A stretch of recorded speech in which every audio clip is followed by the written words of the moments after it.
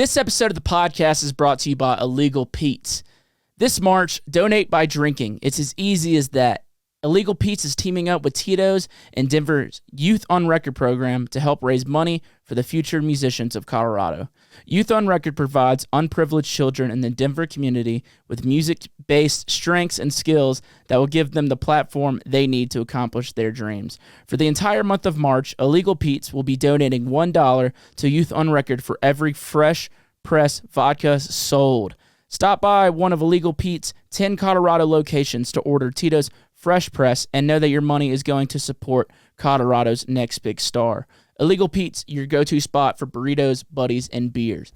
And while you're there, you can use promo code TVBOO, TVBOO, for 15% off your entire order, man. Get that discount, get that food. Go help them children. I'm actually throwing a comedy show this Friday at Illegal Pete's on Broadway. It's a comedy showcase with some of my favorite comedians in the Denver area, man, and I'm very stoked about it. It's a free show. First come, first serve on tables. Once they're gone, you're just going to be standing, man, and I'm looking forward to that very much. But what's good, y'all? Welcome this week's episode of Talks with TVBOO. Welcome this week's episode of the podcast.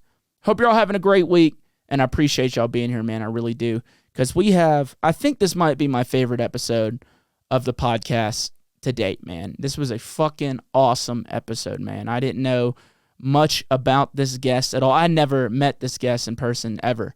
The only time we had talked online was just saying, hey, I'd like to have you on the podcast, and that was the extent of that. And man, this was so much fun, man. It's a long one. It's a very long one, but I recommend you stay in there, dude, because we talk about some awesome stuff.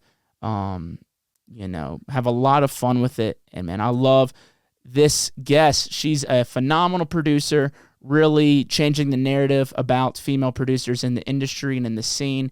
And man, I have so much respect and love for this guest after this episode. And I'm just going to let it get into it. Ladies and gentlemen, Sippy.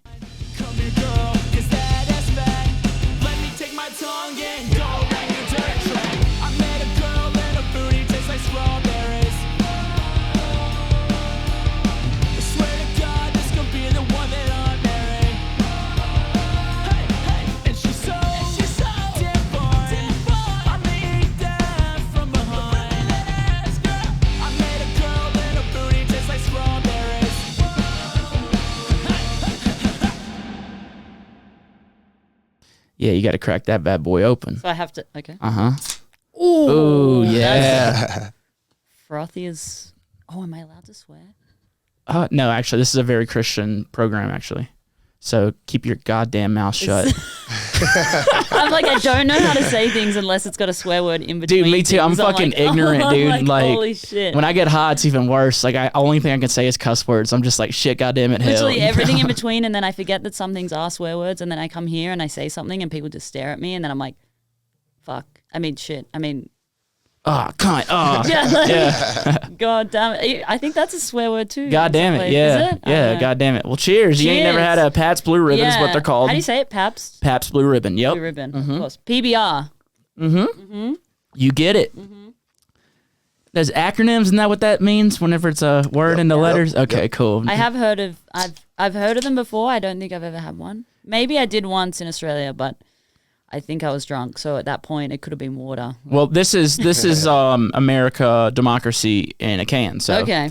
You're welcome for Good that. To know. Yeah, you're welcome for that. Good to know. Yeah, I asked you if you wanted one. You're like, I heard this is like the thing to do. Yeah, someone told you you're like, I got to drink this while I'm on here. I feel like, not to incriminate myself, but on the way over here, I was like, should I do the Aussie thing and literally like just put some vodka in the water bottle and like bring it over? And then I was like, vodka. That seems no, but I was just like, I kind of like stopped myself and I was like, no. And then that's when Devin was like, oh, no, like you got to have a Pabst. And I was like, okay, I'm in. Like, I'm down. Like, I had Nate text me. He was like, dude, I wonder who could drink more, you or Sips. Because he was like, because he said you're a big drinker. And I was like, well, she's Australian. It's so funny because I'm like, I am, but I'm not. Like, I've noticed lately it shows like I might have one drink the whole night, but not even. It's usually like I'll go to dinner. I'll be by myself, sitting at the bar. I'll get my dinner and I'm like, I'll have a drink. But then like in saying that, I don't drink quickly, but like if I'm like 2 drinks or like 10 drinks down, I kind of look like I seem the same. Okay. Like it's just like, and then when I see people who've had like 4 and they're like, wow, I'm like, okay, like, you know, that's like a Tuesday for me, you know what I Yeah. mean? Like, Dude, it's getting a little bit alarming for me because I can drink a whole case of beer. Don't get me drunk no more. yeah. I can drink a whole case of beer Yeah. and just be totally fine. Like Honestly, and I yeah. can put them down. Like you said, you sip them, dude. I fucking like I drink them. I take my time, but then like I realize at the end of the night, I'm like, oh shit, like, or even by the end of, you know, like I've had like a day drinking session and it's like 10 o'clock and I'm like, oh wow. When I actually go back and try and count, I'm like, wow, we've been on it today. You know what I mean? Dude. And then I'm like, I'm okay. Like, you know. Dude, the 4th of July, like 2 years ago, man, I think I drank 23 beers. Yeah, but it was like a whole day thing, dude. But And, the like, thing that gets me now is less the alcohol and more like the sugar. So like I used to drink wine and then like now it's just like, I don't know, it just makes me feel shit. But then it gets to the point where I'm like, all right, I'll have like vodka, and then people are like, what with? I'm like, well, I'll have some cranberry, but like mostly water because I'm like, if by the time I drink all of those, I'm like, it's the amount of sugar that I drink that I'm like, oh God, like I just wake up feeling like shit. I don't know. I know. I had a bottle of wine to myself last night. And that was the first time I had wine in a while. And I woke up. I was like a little bit of headache. I usually don't get hangover. I actually have these damn Talks with Taboo whiskey glasses that have never been used. Ooh. Never been How used. have they not been used? How long have you had them for? Since Valentine's Day. Okay, well that's kind of fair. Yeah, Like so a it's- month. Yeah. Okay. They have never been used. Right. No one has ever been like, oh, let's bust these bitches out and drink some whiskey. I will drink whiskey. I mean, I don't discriminate, you know? Yeah. Like I will I'm not saying that like some forms of alcohol are not my favorite, but I'm like, I still respect it. I'm still going to taste it. I'm still going to enjoy it. Like, You know trying what to I bust this out then? mean? I feel like this is a special, I don't know. It depends whether I'm worthy of you busting them out, but No. why would you open that if you don't want to have a whiskey with me? I would like, love it's to have a almost whiskey like with rude. you. I would love to have a whiskey with you, you know? And you will be I the feel like that first you'll be the makes- first one that- to I feel bust like- these glasses out. I can have that forever, knowing Forever. that I was the first one. Talks with Taboo Like history. every single person that comes in here, I'm like, it's too late. I was the first. All right, let's do this shit. Pause, dude. We paused this episode. This is the quickest the show's ever been paused in the beginning. Oh, really? Oh yeah, I love it. I'll take that too. I'm I here love for the it. first. I love it. Beer and whiskey. That's breakfast of champions. I don't even know what time it is, so I can't even say breakfast. of It champions. is like 3:30 on a Okay. Saturday. That's all right. Yeah. That's You can keep it definitely- rolling. I don't know if you ever stopped recording, but keep this shit going, Kyle. Yeah. Yeah. Oh my! Wow. Yeah, with the whiskey Would you balls. Look at that. Yeah. Oh my gosh. Yeah. I got to get a photo of that for sure. Let's go, dude. As soon as you were like, because Well, I just don't want to. I don't want to take that from you if you wanted to. Yeah, dude. Well, my wheels were turning whenever Nate was texting me. He's like, "Yeah, dude, she like to drink." I'm like, "Shit, me too." Well, I also feel like this is something that I've noticed that's been quite different while I've been. This is a generalization. Anytime I say like this is something I've noticed while I've been in America, obviously it's a generalization because like city, state, and all that are very different. Hang on, let me get the whole. Am I in it? Yeah. Oh yeah. The whole picture. That Oh makes more yeah, sense. dude. But yeah, something that I've noticed is like a lot of people who drink here, like they drink to get like drunk. They're like, I'm here to get fucked up. And I'm like, which I totally get, totally understand. Like we're in that whole thing. But like, I also like enjoy like the taste. I enjoy like having one, for example. Like I'm like, okay, like I'll sit out on my balcony and like make myself a cocktail, or like I have like some liqueurs that I like to drink. So it's like, that's why I think also some people like, oh, she likes to drink because it's like, I will enjoy this. You know what I mean? Yeah, Like, I like to do it too. People who are listening to this podcast who are struggling with sobriety are fucking sweating right now. Cheers. cheers. It's funny too because It's nice. like my mates that drove me here, they're definitely sober. Like pretty much most of my green rooms, like most of my friends are like sober people. Like Hell last yeah. night we had a show and they asked us like, oh, like I think we had a bottle of vodka and a bottle of champagne, and they're like, oh, you're gonna need like more vodka, and I'm like, we've been here for 2 hours and that hasn't even been opened because Right. like no one else is like drinking it. And I was like looking and I was like, I'm probably going to be the only one drinking this. And I don't think I can get through a bottle of vodka and a bottle of champagne like in the next 2 hours, you know? Dude, I started adding like different liquors on my rider just so people would stop drinking my goddamn beer. Oh, really? Like, it used to be just beer and people started drinking my beer. So I started adding like whiskeys and tequilas on it. Yeah, so it's like, what do people not like? Like, let's put that on there. Like, no, that's what they'll choose it over the beer. And because I can't tell you how many times I'd be like, where's my goddamn beer? And also, that's the thing. People are like, oh, I'll just pick up a beer. Like, they don't think much of it. But like, you know, 5 people do that. And you're like, okay, like, what happened here? Like, this is really nice. Yeah, it is. And it's pretty smooth. Yeah, right? Mm-hmm. That's, wow, so bougie. Hell yeah, dude. I do like my whiskeys and bourbons, man. That's what I do like. Honestly, like, I was never really that big into it because any time that I used to have it, it was always like the shittest, like the cheapest. Yeah, like some fucking Jim Beam. Oh my God. Andrew Williams. My sister used to drink Jim Beam and Coke all the time. Yeah, and dude, I was just like, I would drink Jim Beam and do Coke all the time. Yeah. That's the thing. And I was like, every time I'm like, it never ended well. Like any of those nights where I'm like, I don't like really drink Coke. So I was like, I already don't like that. And then you mix it with Jim Beam and I was like, oh God. And then like, once I started like actually drinking like stuff that was, and also like drinking stuff when I wasn't like really drunk. Like I was like, okay, like I'm having my first drink and it's like a nice drink. I was like, okay, like I can get around this now. Like, oh yeah. I don't know. I'm jacked up right now, dude. I'm fucking hyped on this, dude. This is gonna be a fucking awesome episode. Already is fun. I know, and I'm already like, one thing I've noticed too is like, well, I know people are probably more used to hearing you speak, but I'm like, people are probably gonna watch this and like hear the accents and be like, what the fuck is going on? I know, I'm like, sitting down with the damn foreigner, you know? Like, I'm like, I don't know whose accent feels more like placed. Like, normally I feel like my accent really sticks out and then I hear you and I'm like, yep. I don't even know where to go with it. Like, I know, dude. I'll be out here talking to folks and like if someone will just overhear the conversation and be like, where are you from? You ain't from around here. And they don't say ain't. I just cannot not say it. Not say I will say Australians and Southerners have a lot of the same dialects. Not as like how we talk, but we have a lot of the same words. So reckon. Oh my God. So I said that last night. So I literally said it last night and like, I don't know, like in the green room, and one of the guys in the green room, he like could not work out. Like I was like, oh, do you reckon? And he was like, what? And I was like, do you reckon? And like I was like, I don't even know how to explain. Like I was like, do you think do that's you right? reckon?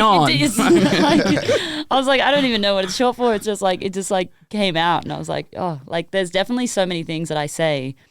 Also, that I don't realize are slang. Like even that, like. But I guess you say that as well. I say it as well, but then I have the same reaction from other folk. Yeah. I don't know. There's definitely like a lot of words that I say, and I just forget that they're slang. But that's the thing. I also like can't remember it until I'm in the moment, and then I ask for something, and people are like, "What the fuck is that?" Like, I don't know. Like, I literally can't think. Or like, I don't know. When you're asking for like random shit, like you guys ask for ketchup. And we call it tomato sauce, and then like it's just like random shit, which usually is like, or we would probably say like, I don't know. We have shortened versions of words, and then I'll just say it, and then they're like, "What is that?" I'm like, "Oh fuck, I don't know." Like, give me the fucking shit. Like, y'all say run, we say gun. You know? What do you mean run? And I don't know. Y'all don't have guns. Oh yeah, yeah, it was a gun joke. I'm like, what is it? It wasn't a good one though. It wasn't a good one. I tried. Yeah. Yeah, I don't know. Like. Y'all say shotgun to get in the front seat, and we say shotgun at school. Yeah. Oh fuck. That's a Martin element. That's not even my joke. That's not even mine. I definitely made a joke about that on TikTok the other day, and I was like, wrong crowd. I love it, dude. I love it. I don't know. Like I was like, yeah, that whole side of things. I'm like, this is like wild out here. Like there's definitely some shit that happens here, and they're like the thing I love the most is when people are like. They're like, oh, I would love to go to Australia and it looks amazing, but like I could never because there's so many things that could kill me there. And I'm like, I don't think you realize how many more things can kill you here than they can in Australia. Like, yeah, like your neighbor. Yeah, literally. Like, I'm like, I will say hello to anyone in Australia. And then like, you know, I'm on the streets of LA and like, I was like, hey, everybody. And people were like, you don't have to worry about a gun in LA though. That's like. No, not guns so much, but like, people are not as, Yeah, people aren't as friendly. Oh, well, that's in LA too, though, dude. You go to like, you go to somewhere like Arkansas, really friendly people over there. Louisiana, super friendly I've folks. definitely gone to some cities where I'm like, holy shit, like this is awesome. Where were some of the friendliest people? It depends. Like there are some cities I've been to that I haven't been there for long enough, so I'm like, I didn't really get to like enjoy it. I really enjoy Bozeman, Montana. I literally was about to say the nicest people I've ever encountered on the road have always been in Montana. Oh my God, I fucking love it. That they know, everyone there like knows that I love it. Yes, I just like I've talked about it so many times on the show. I'm literally like, I don't know, like I think I knew nothing about it. Yeah. Except for like anything if I watched movies or whatever. But like I knew nothing about it. I didn't know if they had a scene there, whatever. And the first time I went and played there, it was like this crazy night, the coolest bar that I played in, and it was like at capacity. It was fucking raging, and I was like, this is amazing. And everyone was so just like genuinely lovely and sweet. Yeah, they're the best. And then I went back again recently on the tour with Champagne Drip, and it was just like, I already was like so excited. I was like, oh my God. And it was even like the next level better than that. So that's definitely one place that I went to that I was like, holy shit. Like Nicest people, dude. Every time I'm there, I'm just like, I fucking 100%. love these people. Yeah. Man. So that's definitely one. I mean, it just depends. Like it is different because like I moved from Sydney, Australia, like and I was like in the suburbs. Yeah. I mean, I was close to the city, but like I'm still like in the suburbs. So it's like pretty quiet. Like you nod and wave and say hello to everyone. Like my local like greengrocer or like like veggie shop, like the guy there, I know him, he knows my whole family, like we talk, like that kind of thing. And then I moved to like just below Hollywood, and first time I was like living alone in my own apartment just below Hollywood, and I was just like, it was like culture shock, even though it's like, it's still like English speaking country. I'd been to LA so many times, but I was just like, holy shit, like this is just a different vibe, and they're in LA and they're there for a reason, and they're all like hustling and like blah, everyone's blah, trying to be like, famous. and everyone's like, that's the thing, like I meet someone and like, straight away it's like, what do you do, who are you, blah, blah, blah, and all this sort of stuff. And like I was so not used to that. Like that conversation usually came like way down the line. So then like people are like, oh my God, like you're a DJ? And I was like, yeah, but like I'm trying, you know what I mean? Like I just came out here like, no, I'm trying my best, you know what I mean? So that's a good point though. Like in Hollywood, everyone's there to try to be famous. And then you go to somewhere like Montana where it's just a bunch of normal ass people who are just trying to live their lives. Exactly. You know what I mean? And like, I fucking love that. Like I'm like a very simple person. Like I find people interesting. I don't give a fuck like whether you're a DJ or a teacher or blah, blah. Like I love seeing people who are like passionate about their life or like whatever it is. It might be they're passionate about their work, they're passionate about their partner, they're passionate about their holidays, like whatever, their house, their dog, like whatever it is. Like I'm like, that to me is just as interesting. I'm like, tell me more. Like why is it awesome? Like I get, it's not even always about the thing. Like I'm interested in so many different things. So like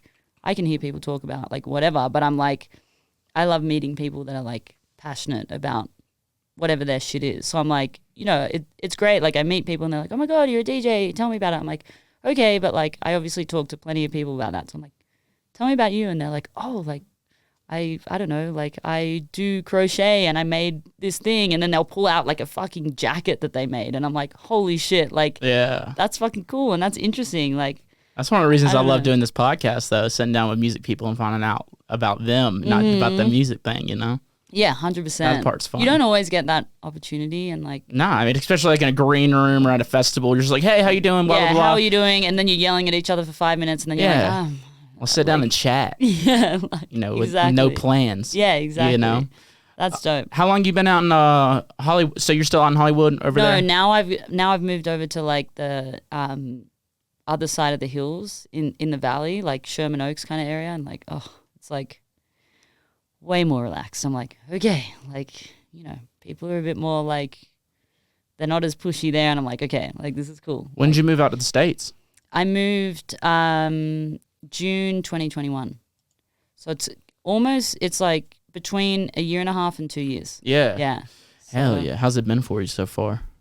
Honestly, it's been a wild ride. I've been trying to get to the States for years. Like it's really tough. as like someone from another country to like get the visa, get out here. Like it's expensive, it's tough. That's a whole thing in itself. But I was trying to get over here for years. I actually managed to get out over here January 2020, got an apartment, like signed the year lease. I started a tour.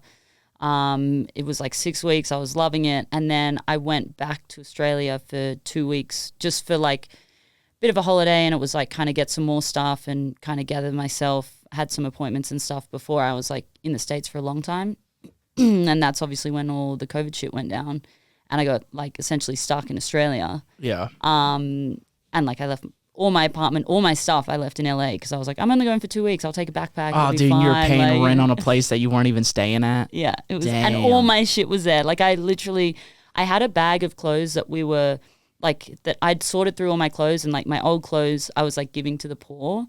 And then I was like, I don't have any clothes. So like these are now my clothes now because I left everything in the States. Now you're just in the streets acting like you're poor so you can get some clothes from somebody. Some sweet soul fucking trying to give out their clothes. No, but literally like I just kind of had left everything. So then I was in Australia. I was stuck over there because I couldn't leave Australia because of COVID.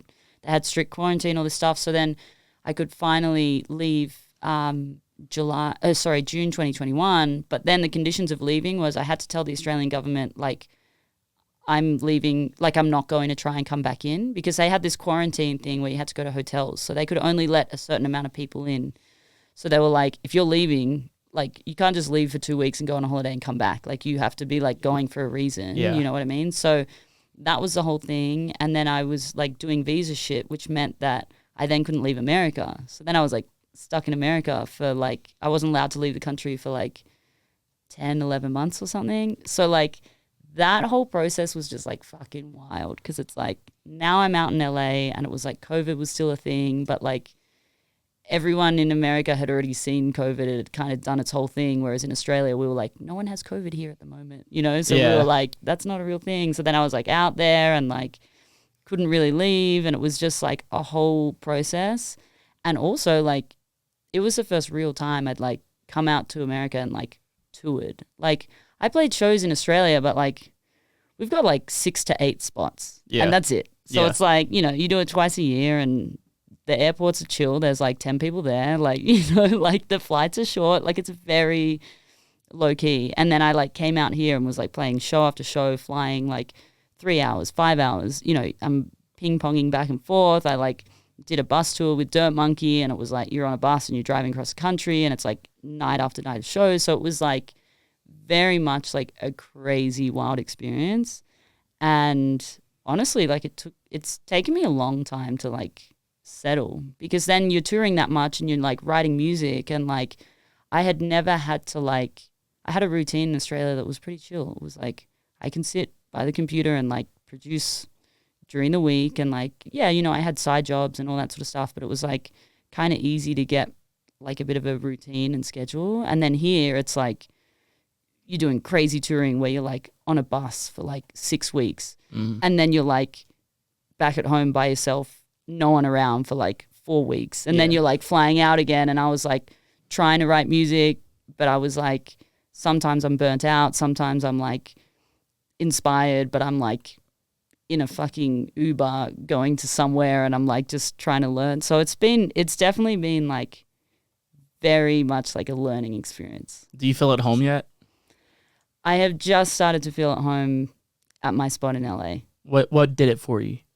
Honestly, I moved into a new place. Yeah. And I was in an apartment, literally just like a 2-bedroom apartment by myself, which I was like, I remember at the time I moved in, like I was paying so much money, but I was just like, I don't know the area. I'll be in this place for a little while, just get myself sorted and whatever. Now I live like in I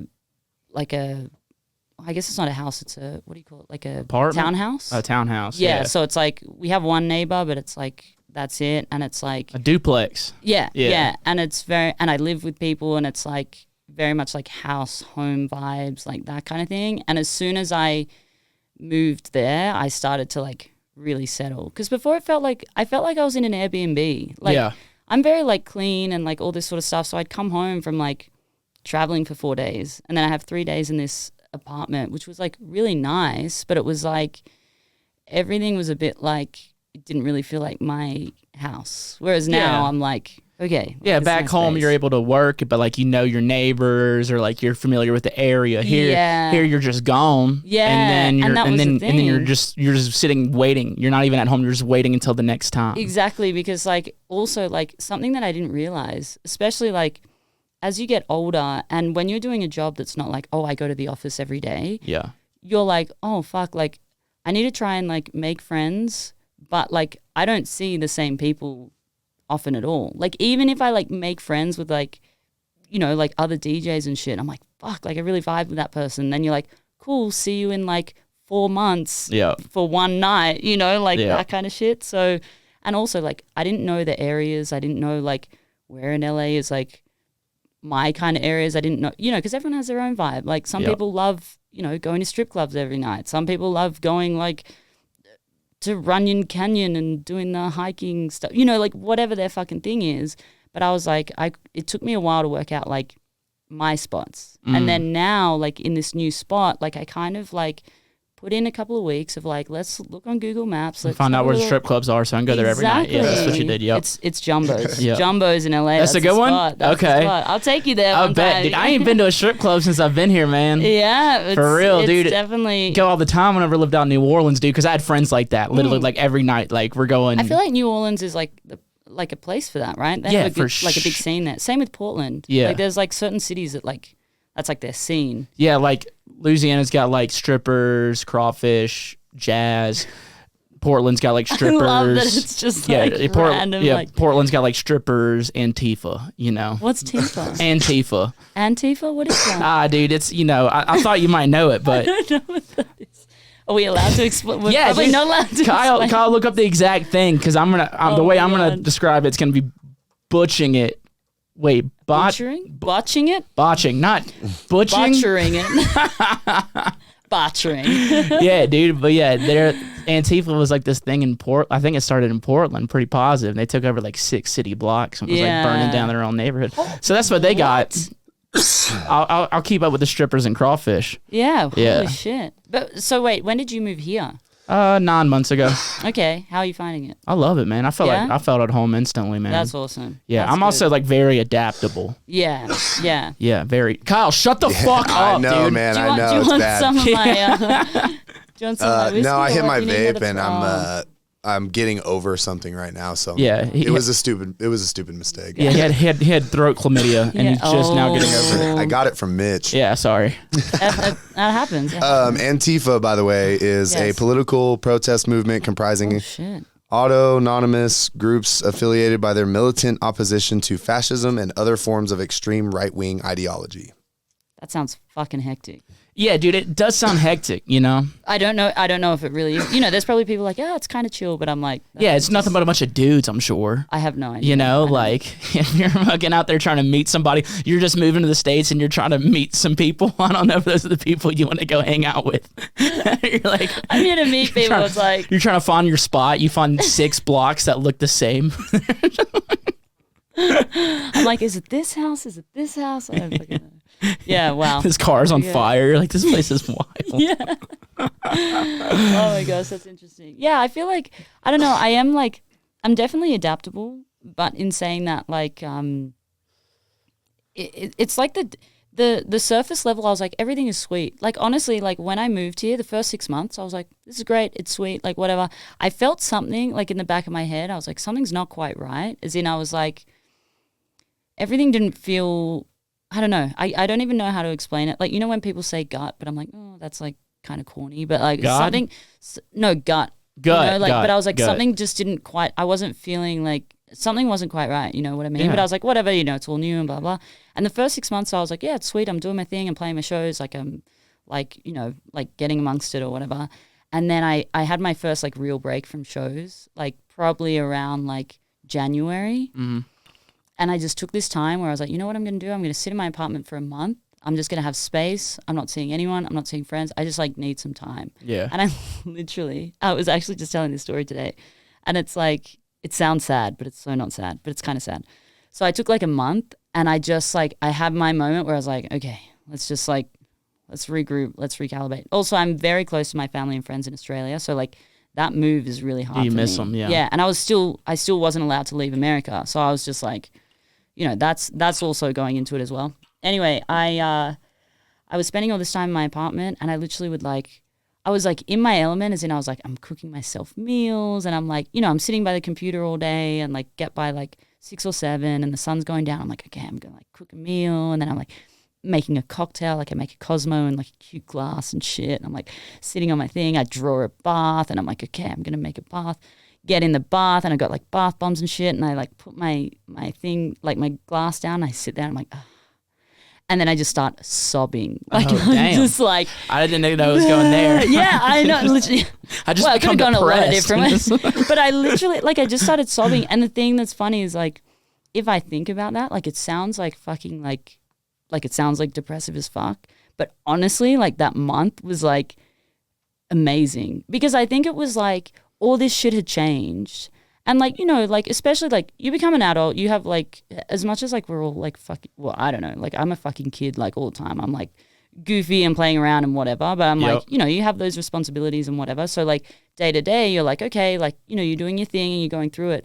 And then, like, I was literally just, like, oh, like, I can just be here and, like, just, like, fucking, like, feel it and be emotional about it and, like, cry and blah, blah. And it wasn't always, like, I wasn't necessarily crying because I was sad. I also was like, holy shit, like I've been working to come over here for so long and I'm finally here. And it was just like this like weird, like, okay, I have just like this time to myself that I can just like do whatever. And it's so funny because I was like, after that month, I was like, that was fucking great. Like I loved that month of just like, you know, like doing, like I would do whatever I want in that month. Like I was like, okay, like I'm going to like, in my apartment, I was like, no one's here. This is my house. I went very like, this is my fucking house. I'm like walking naked every day. Hell Like, yeah. I don't give, like, you know, everyone's like, oh, your neighbors can see. I'm like, let them watch. Fuck like, 'em. you know, like, Fuck them, dude. I have look at my itty roommates. bitties. Like, I don't give a fuck. I have roommates and they've seen me naked, Yeah, you know? like, Fucking, I'll do it anyway. 100%. I'm like- I can just- I'm like, this is my spot. Like, I was so like cheesing over it, but like, yeah, it was honestly like a really like weird experience. And I feel like also after that was like a big, you know, I feel like you have like little like moments in your life that are like, okay, like this was like a, you know, a thing I needed to do. And that was like one of the interesting ones because like I moved and I was like, everything's sweet, but I was like, something's still not quite right. And then I had that month and I was like, oh, okay, like I just needed like a month to like just be that, you know what I mean? Like just enjoy my house by myself and like, I don't know, like process the whole thing. Because it was literally, I landed in LA and then within like, I think it was like 12 days later, I played a show at Red Rocks, which for me was, you know, like I know, especially living in Denver, people are so used to that venue. Like, it's the most legendary venue in the country, and yeah, people here are used to it, dude. But like, it is the venue. Wild. Like I got up there, I was playing, and I was convinced that there would be like 5 people that were my friends at the front row, and that would be it. And I like got up there, and there's all these people, and I'm like playing all my shit, and I'm like playing my own music, and I was just like, I don't know, I was like, holy shit. And it was just like, from there, it just was like crazy, crazy, crazy. And then you finally have like some downtime. And I was like, I'm going to use this downtime. I'm going to make some cocktails. I'm going to walk naked in my apartment. Like, you know, like I'm going to watch Netflix for like 4 hours and not feel guilty. And I'm going to choose whatever I want because I live here by myself. I'm going to do my thing. Yeah, dude. I dig that. And I feel that too, man. If you fucking put me in a bath by myself for a while, I'll probably cry too, you know? It doesn't have to be a bad cry. It can be a good cry. Like, yeah, dude. I'm just like in the bath. I'm just normalize crying. that you know? shit. Normalize crying in the bath. It's a vibe. It is. Like, I haven't taken just like a bath. Just like a draw, know. as you say, draw a bath. I know. I said draw because I feel like that's an American thing. Yeah, I ain't never drew a bath. That. I mean, I haven't drew a bath in forever, man. I know. It was a thing. Like I literally had like a bathtub and I never used it. And this one night I was like, okay. Like, there we you go. know, like I was like, let's put a candle on. Like it's just weird as a guy because like your penis floats. It floats. Yeah, yeah. I feel like usually girls have that problem with their boobs. Like I don't have that problem, but like I've heard that it's a problem. But yeah, no, it is weird. Yeah, dude, I'm just laying there and it's like I'm erect. Like, but I'm soft, you know? You have to like lie with your hands. Like, I don't know. Not that anyone can see, but it's like it just doesn't feel right. You know? It doesn't look right either because it's soft enough, so it looks extra like, small. Something's not quite right. And that's the thing. You're still by yourself, but you're like, I still, like, it just doesn't seem right. Yeah, dude, because then I know it's small. I saw it. Yeah, I saw it, dude. You're having a conversation with someone, then every now and then it just comes in your head. And I'm just embarrassed, man. Oh my God, that's so funny. Well, baths are fucked up, dude. Anyway, random tangents. Yeah, dude. I mean, that's what's fun about doing this type of shit. I love it. If you want some more whiskey, let me know. We got some. Well, I feel like I want to drink my beer too. See, this is what I mean. Like I'm slow at drinking, but like I'll put it away. It's just like take some time. That's honestly the responsible thing to do, dude. But yeah, man, moving out here, I didn't have any type of. I miss the food. Yeah. Because like, dude, I lost 8 pounds the first month I lived here. Really? Mm-hmm. Well, I didn't do anything different. Just what I ate. The food was. Yeah. I didn't do anything different except everything different in terms of food. Yeah, because like I wouldn't eat like crawfish or po' boys or oysters multiple times a day. I love seafood. So Me too. much. Oh my God. Me too, man. I eat it every goddamn day. When I go somewhere in the middle of the country, like I know, like you know, you get seafood like exported in, but I'm like I'll go to a restaurant and be like, where's the seafood? Nah, dude. When you're in the middle of the country, your best bet is to go get some damn barbecue. Yeah, that's your best bet. Which is great. Like I enjoy it. Like, really good, man. Mm-hmm. But I miss the food. I miss like you know So you lost a lot of weight. Lost a lot of weight living here. Honestly. How do you feel? How do I feel? Like, do you feel like physically? Do you feel different? Do you feel better? Do you feel worse? Like what's because emotionally. You probably feel worse because you miss the food. I miss the food, but like there's trade-offs, right? So it's just like, all right, I got to trade good food and, you know, a good bar culture. Like that's like, you know, that's a thing there. It's just like. It's a different kind of culture in terms of like. Yeah, here's like brewery culture over there. It's like you go to the bar, you know, the bartender, like all your neighbors walk over there because it's in the neighborhood. And, you know, so I miss that. But then like what I gain is like Kyle. No, I gain like Kyle just starts coughing again. No, I gain like you know because I'm a stand-up comedian and they have a great comedy scene here. Oh yeah. So like I gain a great scene. Like the next week I have 4 comedy gigs. You know what I mean? So it's just like I gain being able to do this podcast that's the and thing talk I to didn't people like realize you. Because like you're not very funny. So yeah, I know, dude. That's why I'm really working on it. Working very hard at it. Honestly, I love comedy. It's fun, man. It is different too because like sometimes I notice like the comedy that like I see a lot more in Australia is like sort of different to here. But like I don't know. There's definitely like a few comedy shows that I'm going to in LA coming up. But it's interesting because there's like a lot of people I haven't been exposed to as much. Like you know, it's not like you don't see them like through like online or Netflix specials or whatever, but like they're just kind of less in front of your face when you're like living in a different country. And then you come here and you're like, holy shit, like I haven't heard about all these people. So are you in town tomorrow night? Yeah. I'm going up to Winter Park. Tomorrow night? Yeah. Okay, right on. Never mind. Is there a show tomorrow night? Yeah, I'm doing a comedy show at a brewery. You really? Mm-hmm. Yeah, I was gonna invite you out, but you know you're doing your damn thing. What time do we drive?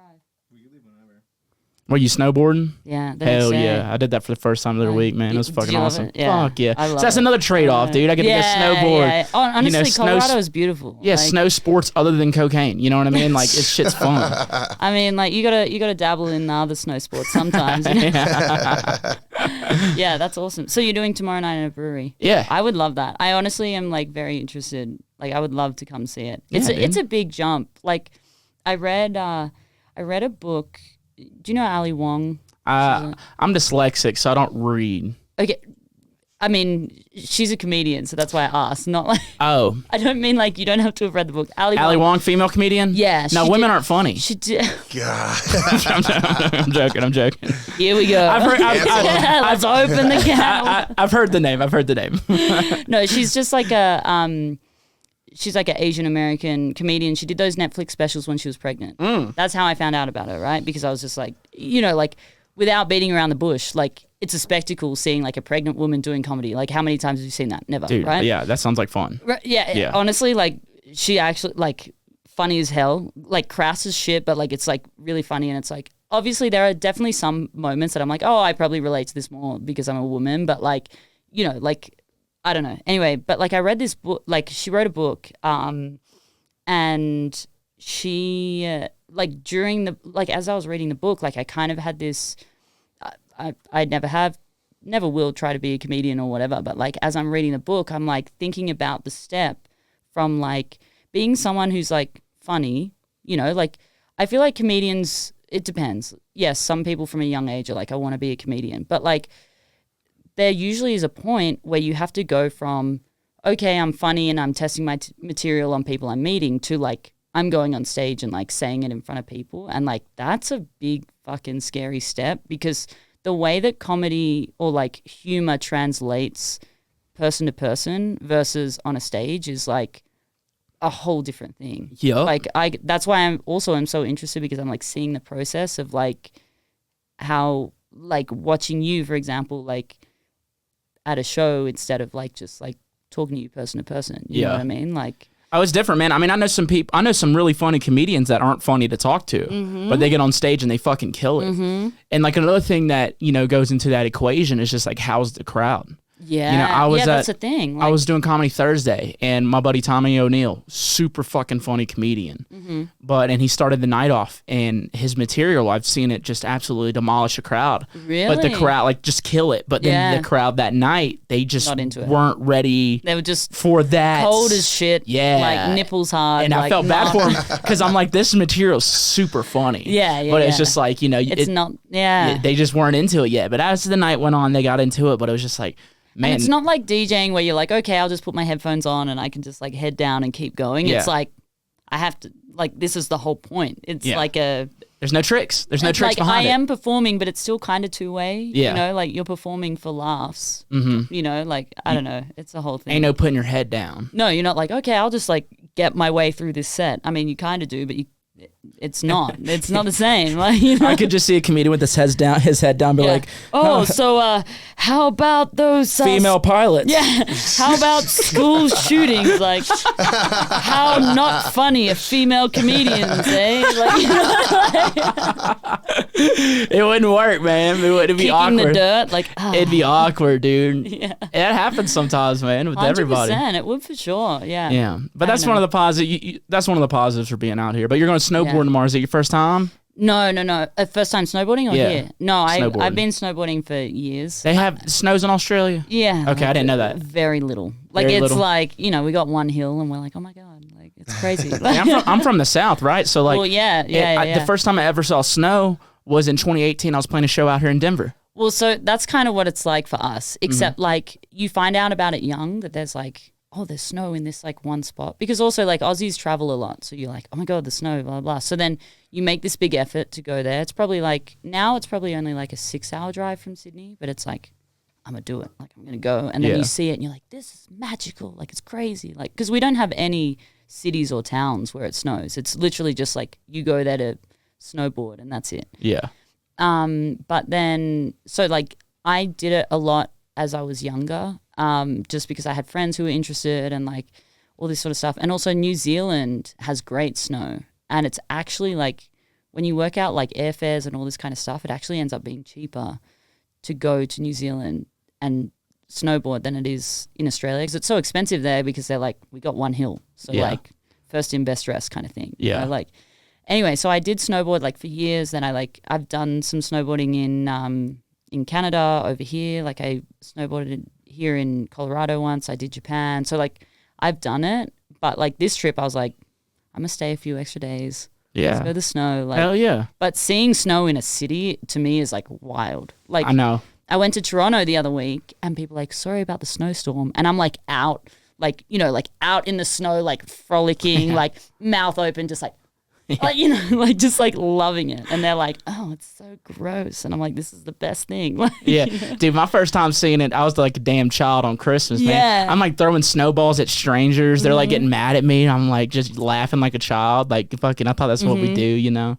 And the snow here is different. Like in Australia, like the snow's kind of wet. It doesn't stick around for long. We don't have powder days. Like there's no such thing. And then I'm like, literally when I was in Toronto, they were like, oh, like I had just like normal shoes on. And they're like, you're probably going to need like boots or something. Yeah. I get out of the car and I put my foot down and it's just like knee deep, like as I'm walking up to the front door. Like I was like, this is like, and I was like, ha, like, you know, I'm like stomping in the snow, like fucking 12-year-olds walking past me being like, that's a crazy lady. Yeah, dude. They just don't know we ain't used to it, dude. Like, I still get excited. Like, winter here is just about over. You probably just went through the whole winter. I did, man. It was awesome. Yeah, well, crazy. I was gone for a lot of it. You know, I was gone for a lot of it. I had my tour. The tour, it was long, right? But like quite a few months, no? Yeah, it was like 3.5 months. Actually, I think I caught most of the winter because it was the tour ended in December. Yeah, and so it gets deep. I'll tell you what, I did miss though was the fall, like the leaves changing, dude. I remember fucking. It was like summer, and then it was like winter. Dude, I was coming home from the road, and the leaves were like just starting to change, like not even fully there. Yeah. And then I left back the next day, and I come back and there's not a leaf in sight, and I'm like, God damn it, I missed that. You know, it's quick, man. That's also a big thing here. I feel like in Australia, like there's less like native plants or like trees that have that whole like, oh, they go orange and it's like all beautiful. Like it's kind of just like. Summer they have leaves and then winter they don't, but it's not this whole like beautiful thing. And then I got here, I was like, I don't really get it. And then I came here and like you go like and see like all these like trees that are like orange and like, you know, they have all these colors and the leaves fall, and I was like, oh, this is like a whole thing. You know what I mean? But like, dude, I don't know. Aussie's a bit different. It's like, what's the weirdest animal you've eaten over in Australia?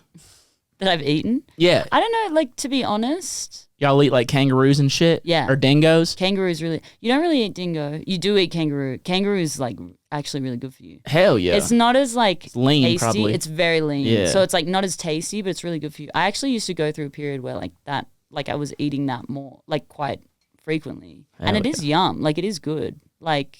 Do people hunt kangaroos, or is that just at the store? No, it's just at the store. You don't really hunt them, but if you're in the country, like they're considered a pest. So like take them out. We don't really have guns in Australia, but you are allowed to own. There are like certain licenses. You're allowed to own certain guns. They're usually like it's not like you can't buy like a automatic pistol or something. That's like bullshit. It's fucking bullshit. Honestly, I've been to a gun range twice, and both times I've cried because it's just like so overwhelming. Oh, really? Yeah, because I'm like, America, like let's do the things. I'm trying to like assimilate. You know what I mean? Like fuck yeah, like you know. And then I go there, and I'm like, yeah, like I did this whole like course where they're like, this is how it works. This is what you do. This is how you touch it. This is how you handle it. And I was like, I know everything about guns. And I was like getting really quick at like loading. I was like, bum, bum, bum, like you know, like putting all the bullets in. And then we get into the room, and I was like, they're like, do you want to go first? And I was like, no.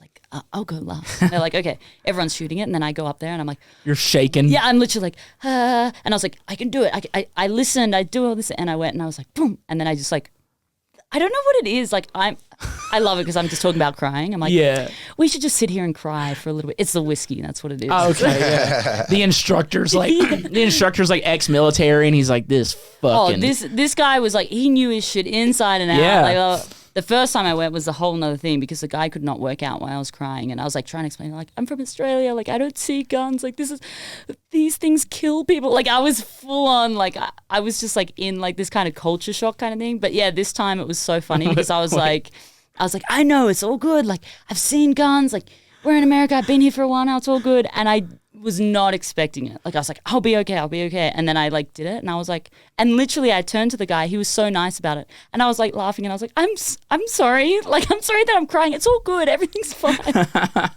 Please tell me the first instructor the first time was like aggressive with you. Like, why are you crying? Literally, this is the thing. He wasn't aggressive. He was like so bewildered. He like could not work it out because his whole life is guns. And he was like, you don't like these? He was like, you know, what's wrong? And I'm like, I don't know, like, why do we have these? Like, what's going on? Like, this is not, I'm not going to kill a kangaroo with this thing. Like, he's like, no, you're not, because this is America. We don't have those, sweetie. Shoot the damn gun. Literally, I was like, oh my God. And it was so funny because, like, my friend was like, he was like really nice about it. He was like, it's okay, like, just stuff from here. But like, the guy who worked there was like, he couldn't understand it. But my dad, if you did that around my father, it's he like could you not with get snow, it either. but like a positive experience. Whereas I was like, oh my God, like I'm so overwhelmed. But we do, so in the country, you can have certain guns and like they have to be like stored in a certain way and blah, blah. But the reason, I mean, there's a couple of reasons they have them, but one of the reasons is like, if you have pests, like kangaroos are considered pests because there's so fucking many of them in the country that they're like, yo, these things are fucking everywhere. Like, it's okay. Like, if they're being annoying, like, you know, one less kangaroo means that we might finally get the ratio up to be like the same amount of kangaroos to people. You know what I mean? Yeah, I get that, dude. Yeah, I love talking to people about to people like you, your people. I like talking to you people. I like talking to y'all about this type of stuff just because like it is like so foreign. Like me, I remember I went hunting for the first time. I shot my first deer when I was 5 years old. Yeah. You know what I mean? It's so like different. Yeah, it don't affect me none. Like I can really appreciate, because this is the thing I didn't understand the first time I came to America versus now. Obviously, and I get this all the time from Americans too, where they're like, oh, like, you know, like everything can kill you there and like spiders everywhere. And I'm like, guys, like, you watch too much TikTok. Like, you know, you've just seen a lot of the huntsman spiders. I get it, but like, you know, like, I'm alive. Like, yeah, I'm doing fine. We don't die in a hurry in Australia. You know what I mean? But like, when I at first when I came over here, I was the same. I was like, holy shit, like all this stuff and guns and blah blah. And then I realized that I was seeing all the kind of extreme shit. You know what I mean? And then when you're like, oh, like. So when I did go to these like gun ranges, I still remember this moment. I saw this man, and he would have been like in his 80s, right? And he's walking in, he's hunched over, and he had a box, kind of like a wooden box in his hand, right? Mm-hmm. He's all hunched over. He walks over, and he pulls out this pistol. It's got like a leather handle. It's engraved, like beautiful pistol, right? And he honestly can barely stand straight. And he like comes up there and then he pulls his pistol out and like does all of his prep and he goes out and he shoots at the target and his hands are like literally like shaking, and then he has a moment where it goes straight and then he shoots and he's got his target there and then he puts it down and he sits down for like 2 minutes and like whatever. And when I saw that guy, I was like, okay, like I started to realize like it doesn't all have to be about, you know, the hectic shit I've seen. And then I start hearing stories about people who are like hunting from an early age, or people who have been in the army, or like, you know, all these experiences where people are very comfortable with guns and they understand, you know, that they're so comfortable with them where they're like, this is what I use them for. This is the scenario where it makes sense. And like, I feel like seeing that was like really interesting and like eye-opening for me, because I was like, okay, like there is extremes in everything, but like you also can see the people who are like doing it right. You know what I mean? Who like have a good relationship with it and are not, I mean, that's like with anything. But like I hadn't seen that. I was like, I mean, I'm not saying, I definitely, the school shootings to me is still disgusting and wild and whatever, but like I'm not here to. Yeah, they have, that's something now that is new in Colorado. They'd have those too. Yeah. Yeah, so you got. That's a scary thing to me. But yeah, you can kill multiple ways here in Colorado, dude. It's my first time living in a state for abortions and school shootings. This is wild out here, dude. It's wild. It's a good time, dude. Oh my God, there's so many. I honestly like never get it. Well, when I sit one-on-one with people, like I'll talk, I'll give my opinion, whatever. I'm not as like vocal like over like online, because I'm like, a lot of that stuff is like stupid.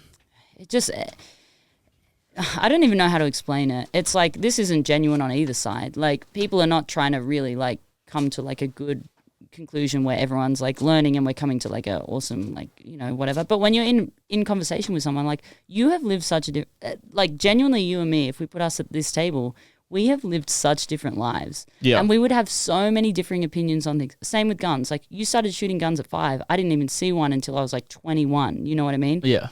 But like, that doesn't, for some reason, like, especially on social media, that becomes a let's butt heads kind of thing. Yeah. But like, for me in this experience, I'm like, wow, this would be really interesting to like hear your experience about it, because like that's something I learned from, and it's like a whole different, it's a positive experience, you know? Like, it's not like now it just ends up in a fucking like Twitter thread that you read and everyone's getting fucking angry, you know what I mean? Yes. It becomes like like we can talk about it. And it also like, we don't have to have the same opinion on things. You know what I mean? Like, you can be into some things and I don't have to be in other things, but like, that doesn't have to be like a world ending, like, I don't know. Like, we don't have to be at each other's throats. No, I hear you, dude. I mean? I think I might be in love with you after you just said what you said. Like, dude, I think should we kiss? Oh my God, do we do it, dude? I can bring out the whiskey and kiss on the podcast. Especially, you know what? You had me at when I have a bath and my dick floats in the water. Dude, no, man, but you're so right, man. So like, that's one of the things I fucking love about doing this podcast. Yeah. Is because I sit down with people. I can't tell you how many people. This will be the 135th episode, right? Really? So 135. Yeah, 135. That's a good number. But so many people that I've sat down with, we come from so many different backgrounds. I bet. So many different have different views on stuff. Yeah. But that don't mean we gotta hate each other by any means. Like, you and I can have different opinions and still have a love and respect for each other. And you know what? You say, I think I might be in love. Kyle, you missed it. I just fell in love with Sippy over here, dude. It's done, dude. I'm getting my green card right now. Yeah. Let me go get my ring that my grandmother gave me right now, dude. We'll make you a citizen right now. America. Yeah, dude. Let's go to Vegas. We can go. It's like a 6-hour drive. Right? Yeah, it's like a 6-hour drive. No, it is really interesting. And that's something like, the thing that I have enjoyed about like coming to America too is like, I don't really know the stereotypes. The only stereotype I know is America, but I don't know like the stereotypes of like anything like black, white, Jewish, Southern, like I can tell you all of them. I know, like, I'm slowly like seeing this whole thing that I didn't know about, right? Because to me, I'm like, everyone's American, you know, but I'm starting to see it's all very different. And something that I've noticed with like, and again, everything is like so, it's like a generalization. Yeah. But a lot of the people, like, you know, you hear the stereotype from like Americans being like, oh, Southern people, they're like this and blah, blah. And the thing that's been so interesting is like the people that I've met, and again, like I'm in a different world. I'm in music, electronic music. So you definitely like get people that are a lot more open-minded. But a lot of the people I've met who are like Southerners, like it's so interesting because I've noticed like they have their way of life. And again, I don't know, why do I have to put a stamp on this or something? Like, this is a generalization because, like, I know there are cunts everywhere. Like, you know what I mean? But, like, that, like, I've noticed that, like, they have their way of life, very different to mine, very different to a lot of people's. But, like, I've never met, and I know they're out there, but I haven't met those Southerners that are, like, judgmental of the fact that I live a different life to them. Yeah. You know? And I've never had that disrespect of, like, that's your opinion. It's usually like, that's your opinion and that's different to mine. And normally how it goes is like, they will tell me, or like I will tell them my opinion and they'll tell me theirs and they're like kind of different. And we're like, cool. Right on. Yeah, right on. That was cool, nice. Man, like, yeah. That's what's, I mean, cool. You know, the thing is whenever people are the same, you lose like creativity. You lose people being special. Like, you know, some of the best music, I mean, art just in general have come from people just seeing things differently and having a different opinion, a different take on certain things. Yeah, 100%. You know? And it's like, it can be scary to put yourself in that position. It depends where you are. Like early on, you're like, I got nothing to lose. No one gives a fuck what I'm doing. So I'm just going to like go off and be radical or whatever. And then you like see people as they grow or they have like more following or whatever. And you can see them being like, oh, like I should do this and this is a pressure and blah, blah. And don't get me wrong. Fuck that shit. Like, don't get me wrong. Fuck that shit. Don't get me wrong. I'm pouring you some more, dude. We'll do this. I'm enjoying both. Yeah, these are great. I'm glad. Listen, I'm enjoying this this conversation. Yeah, me too. Bottles about that. I'm glad I have a husband now, so that's good. Welcome to America, baby. I just need a wife and then we're good. Oh, no, we're not in Salt Lake anymore, so I can't do that. Oh, man, listen, you can have a side bitch. You can have a side bitch. I won't be upset with it. As long as I can have a side dude. Yeah, that's fine. Great, everyone have your sides. That's fine. Dude, I get gay urges all the time, dude. I tell you what, man. Oh, man, this is a fun story. I played in have you played Believe Music Hall in Atlanta? I haven't been to Atlanta yet. Oh, dude, it's ratchet. I've heard. I love it. And I've seen. Like, I see shit going on there, and I'm like, yes. Am I ready? Like, yeah, dude, you're ready, man. You're ready. But I was doing my show last Saturday, and there's an upstairs and a downstairs. Yeah. And upstairs the main room, downstairs like the basement room. Yeah. At 3 a.m., the downstairs show ends at 2. At 3 a.m., it turns into a gay bar called Zion. Love it. And I worked at a gay bar for 2 years in Mississippi. Yeah. And this was like that's a story. Like, it was a good gay time. bar in Sydney is very different to a gay bar in Mississippi. Oh, you know what I mean? without a doubt. Yeah. But this, they say it's an LGBT fucking bar. This was just straight G. Just gay, it's only dudes. Only dudes. Wanting to fuck dudes. Dude. They don't want to look any other way. It was insane. It was the craziest party. You know what they do? They walk down the stairs, they eye one guy, and they go like this, and then they leave. That's Dude, it. was a fucking orgy. It was off. That's true. Dude, I've never seen this many. So I've been to like Decadence in New Orleans, which is like the gay weekend. And is it? So I don't even know these things. So in New Orleans, Decadence. New Orleans is already a really gay city. Yeah. Great time. Yeah. But in Decadence is like for them that weekend, so it gets super gay. Yeah. I've been to Decadence, and I haven't seen the shit that I saw at Club Zion in Atlanta and all of Decadence. 400 dudes. They're all shirtless. They're all fucking fit. I walk. My green room's my green room's down there. Tongue's so like out the side of your mouth. You're like, I'm legit like turned on at. I'm being honest. I told my tour manager. He said, "Do you want to go back to the hotel?" Hand down the pants, tucking like. Yeah, dude. He was like, "What do you want to do? You want to go back to the hotel?" I was like, "I think I'm about to go make out with a dude." I met this dude like 10 minutes ago. What kind of vibe, man? I'm gonna see where it goes. I walked out of my green room. There was a guy blowing another guy. This is the craziest party. I was talking to Comas. He was supporting my show, and I was like, dude, our show ain't got shit on this. Nothing that we did made all the dudes take their shirt off and start blowing each other. This party wins. This party was the craziest fucking party I've ever seen. Oh my God, I want to live there now. That is amazing, it was awesome. Oh my God. Everyone was just dancing shirtless. That's they all crazy. looked good, man. It was good. That's a vibe. So yeah, you can have your side bitch. I'm just gonna go to Zion every now and then. Fine. You have your time, I'll have my time. It's fine. Amen to that, sister. Hell yeah. Oh, good. That's good shit, dude. Oh my God. I used to play like every Wednesday. I had a show I used to play in Sydney. Like as I was just like coming up and DJing. Like I've been DJing for years, but like how long you been doing Sippy for? Continue the story, but I just want to get that out of you. Well, Sippy's like when I first started DJing, technically like Sippy started, but the whole idea was I used to write music at school, and I was studying at uni, and I wanted to learn to produce just because I was like. I always thought music was going to be like just for my own fun. You know what I mean? Yeah. And I used to write with live instruments. It was all guitar and like anything from like bands to orchestras and all this kind of stuff. And then, but after I left school, I really missed it. And I was like, fuck, like I really want to write music, but it's like just me with a guitar. And I wasn't really like that kind of like singer-songwriter kind of shit, you know? And then, so like once like, as like obviously like the technology was like advancing and I'm seeing all these producers come out, I was like, fuck, like I would love to learn to produce just so I can do it myself. I don't need to rely on like the violinist coming here and recording the whole thing, you know, blah, blah, all that sort of stuff. So I wanted to do that. So what I started doing was I tried to learn to produce and I was like fucking terrible. So then my mate was like, maybe you should try DJing first, get comfortable, understand the music, like blah, blah. So I was like doing that and then like slowly like learning to produce YouTube videos, friends, blah, blah, all that kind of shit.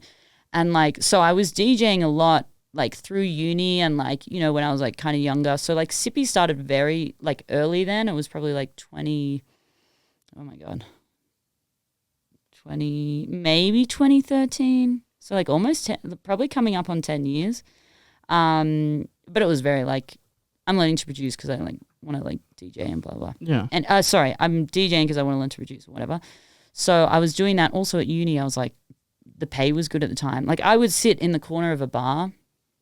I would play to people who were just drinking. Like they don't give a fuck what music's on, but it's like the vibe. I would play for like 5-6 hours. You know, they're paying me $100 cash. So like, you know, I'm 21 and I'm like, fuck yeah. Like I just made like $500 cash. Was that your Wednesday gig that you were talking about before I interrupted you? Yeah. Okay, so the Wednesday gig was, I used to go on a Wednesday night. It was a gay night. It was a lesbian night specifically, right? So it was just L. It was just the L, right? Yeah. Well, you know, I'm not going to discriminate. There was definitely plenty of other people there, but like it was specifically like a lesbian night, right? And like, it's so funny because like, yes, I used to play all sorts of shows and all different things. And like, yeah, people approach me and whatever, but like, I don't know what it was about these nights, but there was something where it was like everyone knew what was up. everyone was horny as shit. Like the amount of numbers I used to get, like, and it wasn't like, hell yeah, it wasn't like here's a number. It was like here's a number and like fuck. Yeah, it's not like, oh, you text me, I don't hear back. Like it was like a fucking like, you know, like this whole thing. And I was always booked. They were in like 2 slots, so it was like 2.5 hours or 2.5 hours. And I don't know why it kept happening. I have a feeling it was because like one of the girls who worked there, but like I would be on the first 2.5 hours, and then suddenly after an hour, they were like, can you stay till the end of the night? So I'm like there for like 5 hours. And like by this point you have like the different, like you see all like spectrum in terms of like, you know, the early birds who are like, we're here, we're actually on like a Tinder date and we're like having a bit of a vibe, and then we go home. And then you have the people who have come from something else and you're like, yo, like you were ready to fuck like 2 hours ago, but you're still here because everyone's tiptoeing around like whose house you should go to. Yeah. But it was like, are you gay? A vibe. I'm like, this is a thing. So I have never been asked like straight. Well, am I the first to ask straight probably, up? Are you gay? Probably. I am like, I have sex with both men and women. Same here. Fuck yeah. Yep. Okay, so this is a real thing that we can like. Yeah, we can bond on. No, I honestly have never been asked. And more recently, I actually was like, I don't know, anytime the conversation has come up, I've never really talked about it. And like, I don't know. I also don't, because like sometimes people like make it a whole like, this is your whole identity, just like generally. And also it's been like a somewhat newer thing that's like been more explored because I've just felt like a little bit more comfortable to do so. Yeah. But in saying that, like, I don't know, like some people like, you're either this or you're this and blah, blah. And I'm like, I don't know what the like term is. Yeah. Like I've had sex with men and women. And like, you know, I haven't had sex with anyone who's non-binary or anything, but like, you know, I'm not like, oh, fuck, it means I'm this or it means you're that, or I will never do this or I'll never talk about you're that. Chilling. Like, I'm just like. You're chilling. The vibe's the vibe. Yeah, you dude. know what I mean? Feeling what I feel that night, dude. And people get very like, they get so like, what's the word? They get very like, if you explain it a little better, I can help you with the word. Like, it's blah. How do I? People want to slap a label. People are quick to try to slap a label exactly. Like on people are trying to be else. like, oh, so you're this, and I'm like, well, is it a Thursday? Is it a Tuesday? Like, am I well rested? Like, Dude, what's listen, the I'll tell you this, dude. I ain't gay, but I'll suck a dick. You know what I'm saying? Oh my god, I don't know. And like, I'm also open. Like, fuck, I hear shit from people that I'm like, never heard of that, never experienced it. I'm here to listen. Like, what's going on? Like, what's your thing? Like, right. I'm like, fuck. Like, there is so many people who have so many different interests in life, and I'm like, I don't know. Like, people get so like caught up. Like, oh, that's different to me. I'm like, yeah, cool. Like, fuck. If we were all the same, it'd be so fucking boring. So boring, you know what dude. I mean? Like, so and boring. also, someone being different from me doesn't mean I can't be me. You know what I mean? Exactly. And that's in all of it. I notice in music sometimes, like, I don't know if you notice.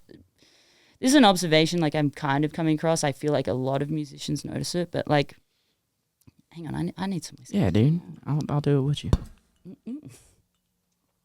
But yeah, like, I notice, like, in the music industry, there is a lot of like comparison, like, oh, you're like this person, or like it's like this, or you know, you guys are all in the same group, but you're like this much bigger and you're this much smaller, and like all this sort of stuff. And I find it so interesting when I see some people like comparing certain like artists, where I'm like, that, you know, like they're doing their own thing. Like this person's thing is not that person's thing, and just because like, I don't know, they're all in bass music, like it doesn't mean they have to be the same. I don't know if I'm more aware of it because like, especially like there's a lot less women in like this world than like, you know, like other sides of things. And so like, you know, it's like, oh, you know, there's like, I can name like 8 of them and like, let's put them on a scale of how much they're like each other. And I'm like, yeah, I get like, what you're saying. We're not anything like, you know, it's like saying same. Like, oh, like, you know, like putting you and Excision next to each other. And it's like, you guys do completely different shit. Like we're basically the same. Yeah, you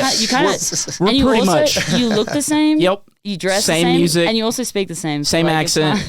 He also likes to suck dick every now and then too. I don't know if you Everybody does. Everybody does.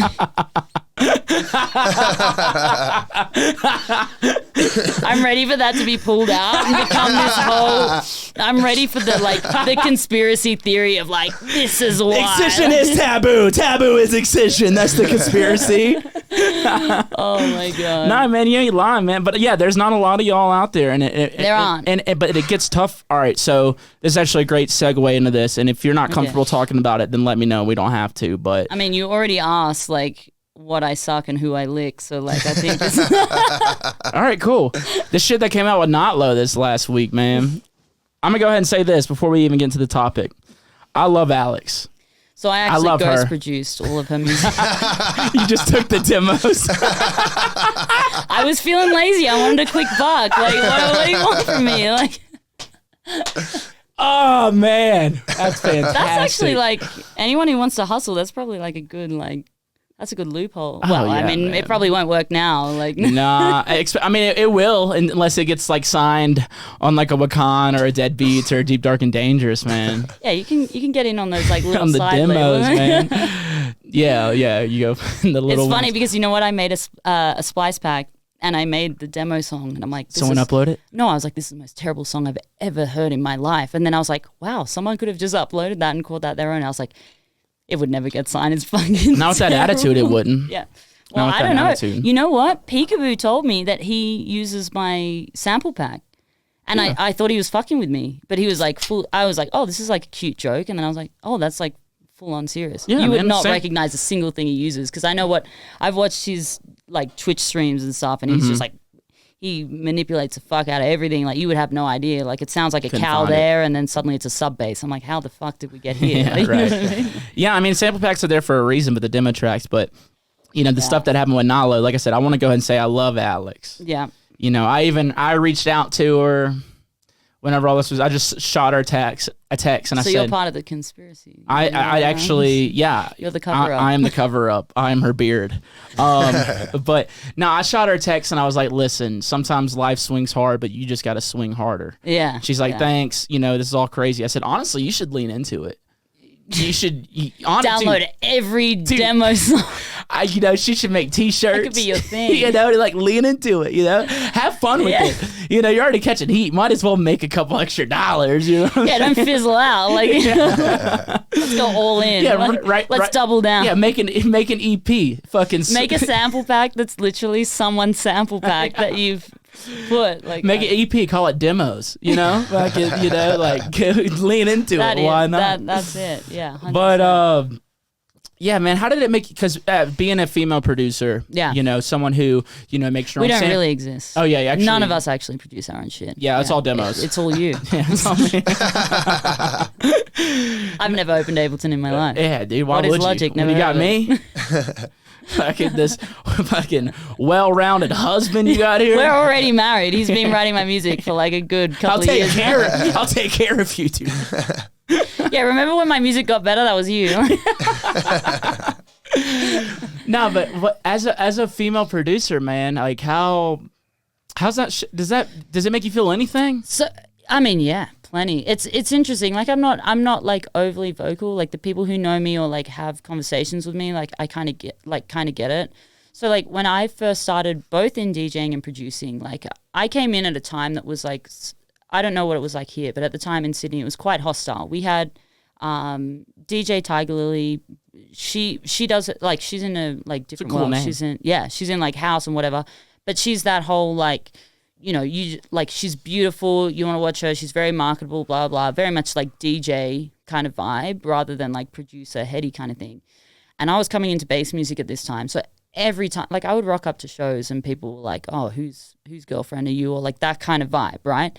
Which, like, I get. That's how I came in. And, like, when I came in, I was like, you know what?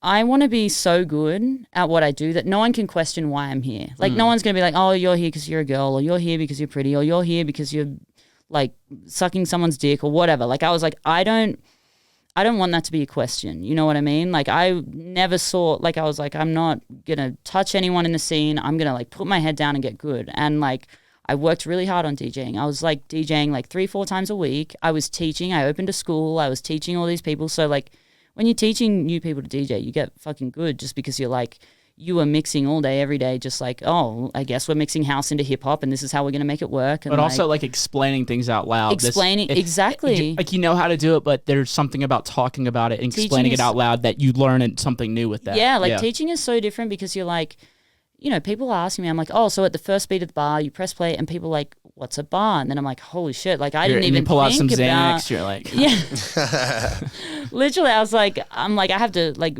break this all the way down. So like, you know, like I kind of came from that, and I'm really glad and I'm grateful I went in that direction, because now as I progress, like no matter how big you get, like there's still that stigma. Obviously, eventually one day I want it to be gone, but like there's still that stigma of like, oh, they're girls, they're not doing anything, blah, blah, blah.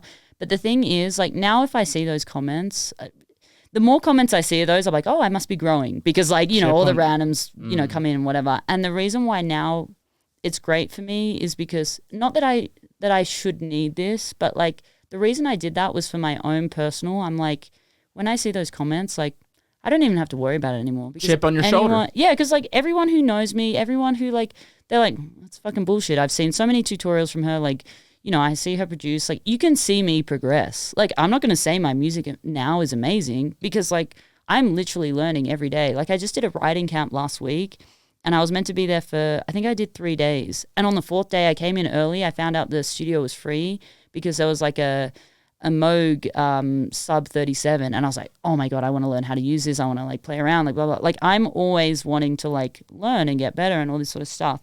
And so like, you know, now when I see those comments, like if I was like a bit more insecure with my ability, I'd be like, oh shit, like they may be right. Like I don't really, you know, whereas now I'm like, suck okay, a bro. dick. Like I don't care. Like I know that it's not like a real comment or whatever, but like it's interesting because like the way that I came up, especially when you're like coming from another country trying to get into America, the visa process is so in depth. It's like you have to have a certain amount of social media followers. You have to have like they look at your Spotify and your Apple Music for streaming. You have to be on certain you have to get letters of recommendation from certain people. You have to have an agent that says you're being booked for the whole period of your visa. Like it is so like, you can't just be around and being like, I want to play a couple of shows. It's like, oh, you want to play shows here? Are you booked for 3 years total? Are you going to like pay tax here, which means you have to earn a certain amount of money? Like it's a whole thing. So like coming over here, I was like, I was working my ass off to get like good at everything. Yeah. And also like I knew once I got spat into like the whole American cycle, it's like you are touring all the time and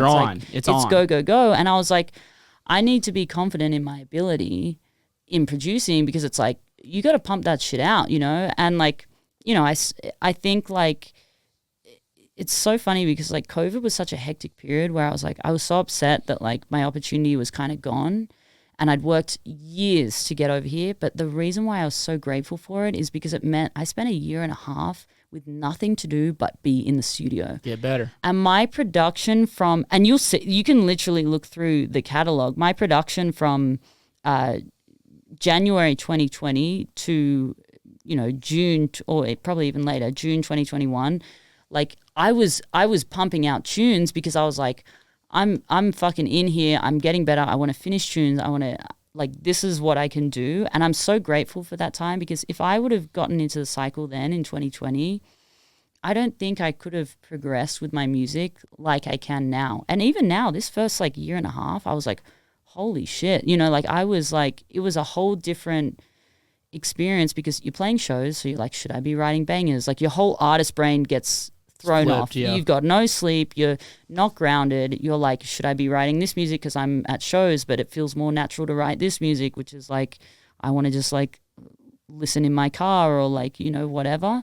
So like I went through this whole journey of like, I want to be a producer that's I'm obviously like know where I'm at. I'm not the best producer out there. Like I have so many things that I'm like learning, but like my whole thing was like, I want to be so good that people don't question why I'm getting the opportunities that I'm getting or getting, you know, whatever, like getting the recognition I'm getting. I want them to see like, yeah, she's fucking working for it. She deserves it. She's like pushing the envelope. She's working hard. Like it's good quality.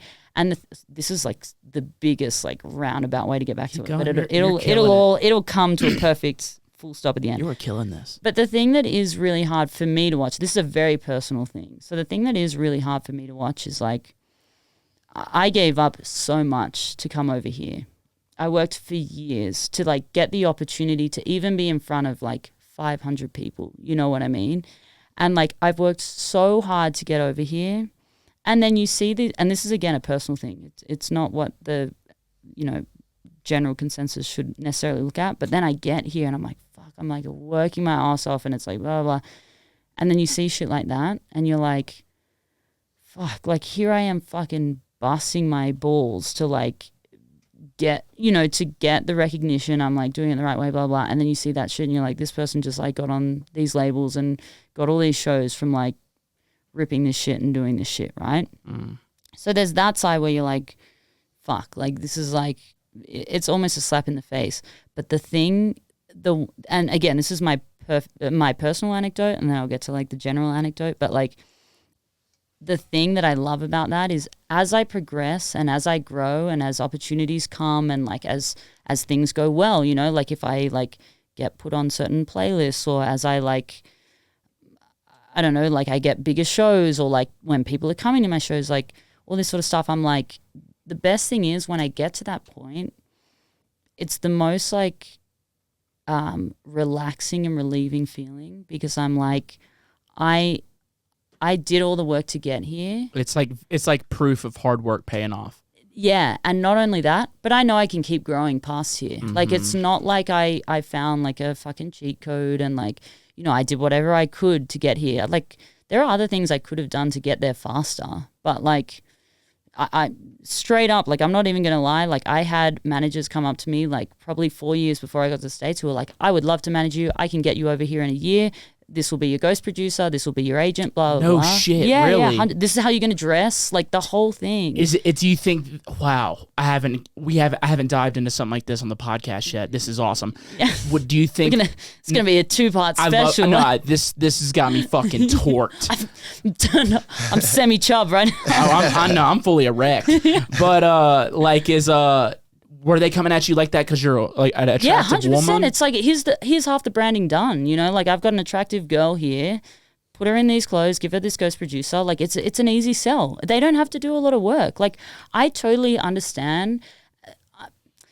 It's hard. I'm an artist and a businesswoman, so I totally see from the business side people who are like, this is an easy sell. It's an easy work. Like I see it. I see people out there even doing it, and I'm like, I get that, and as much as you can be like, oh, fuck that, it's not real, blah, blah, like, in the long term, the people who are doing it legit and are doing it right, it does work out. Mm-hmm. You know what I mean? I mean, okay, everyone give me your exceptions, whatever, but, like, the thing is, like, I look at things like that, and I'm like, cool, I'll see someone who skyrockets past me for 2 years, right? And then in 5 years, they don't even exist. Like it's not, it's not sustainable. It's not sustainable. It's a whole different thing. Like it's different. You got to put in the work. Yeah. It's different when you're putting in the work, when you're actually genuine, like, and you see it because they like blow up for something, but then they can't keep it up because it's like, they're not genuinely being an artist creating. They're just like, he was a person, he was a thing, blah, blah, blah, like whatever. Industry plant type shit. Exactly. Yeah. And like, I don't know. It's definitely interesting coming from my perspective because I feel like I see it a lot more often in an obvious. It's put in front of my face more often, I think. And when I started, I was like, I want to make sure that like I'm here for the right reasons. No one's questioning, blah blah. And the thing is, when you see these like big things that blow up, like they're only here because they're like I don't know, like they were dating this person, or they're only here because they put out these demos and blah blah. And the thing is, all these things like escalate. And as someone who was like, I made this decision years ago and I put in the work, I sat in my room by myself, I saw all these people playing these amazing shows and I was like, your day will come, just sit here and do the work. You know what I mean? And over the period of time, I was like, it's not validating short term. Like you don't get something within a year. Like you sit there every day for 2-3 years or whatever. Like I went to Icon, I was watching YouTube tutorials. I have mentors who teach me. Like I literally have friends who I'm like, you're a fucking good producer. Like, are you interested in teaching me? I'll pay you like whatever your hourly rate is, or whatever the thing is. Like I want to learn, right? And it's not validating short term, but in the long term, it becomes like so much more like relaxing's not the right word, but it's like it becomes more natural. When I'm up on stage and I'm DJing, I'm never really worried about fucking up because, first of all, I have so many hours under my belt. Second of all, if I fuck up, people know I'm really doing it.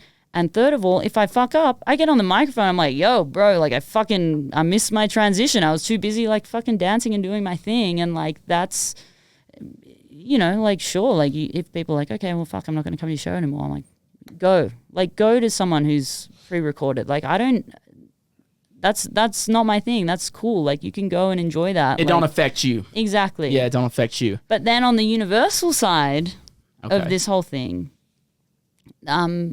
the thing that's hard, like, I don't know Alex. It's Alex, right? Yes. Yeah. So I saw a little bit of it. I'm actually generally, like, not online a lot. I have an hour to an hour and a half social media limit a day, right?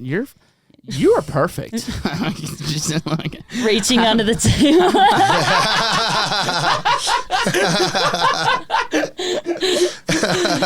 That's going to be my new, like, you know when they ask you for a show reel, it's just going to be that clip of you saying you're perfect and me just being like, I'm a reach under the table. Yeah. You're like, I worked for this. But yeah, like, I don't, like, I lost my train of thought. I'm flustered too, man. Fuck, man. No, dude. Yeah, I feel like, what was I saying? You're talking about, so about Alex, so like, I have my social media limit, so I like I look at things, but like if I it depends. Like if I'm posting that day or I'm quite responsive with like DMs and stuff, or like, you know, it's getting harder now than it was. So like I'm trying to, but like you got back to me, so that's good. That's good. Fuck you, man. I'm not coming over, and then I knock on your door like, hey. I'm like, oh shit, I didn't tell Kyle. He's not here. But yeah, like so I don't like to scroll. That's more the thing. I don't want to be there scrolling because like I don't necessarily think it's a positive thing for me. It can be for some people. I just like am a very in-person kind of person. Like I'm like, I love putting my phone aside and like, let's do this. Like this to me is like, this fills my cup up, you know, like spending time with people. Like this is amazing. Actually, yeah, like I love that shit, you know? So I did see some things. I read through it. I wouldn't say I'm an expert on the subject, but I did see everything popping up and like, you know, all that kind of stuff. And like it's interesting to see. I don't make a lot of comments on that sort of stuff online specifically. You can ask me about, you know, like I will talk about, you can see on this podcast. It's better to talk about it than just fucking do a tweet about it. I'm better like speaking than I am writing, or like, you know, everyone has their strengths, you know, but like I definitely saw like a lot of it. Obviously on Twitter, like shit just goes fucking wild. Like people are just like, rah, rah, and I'm like, okay, bro. Like, I know.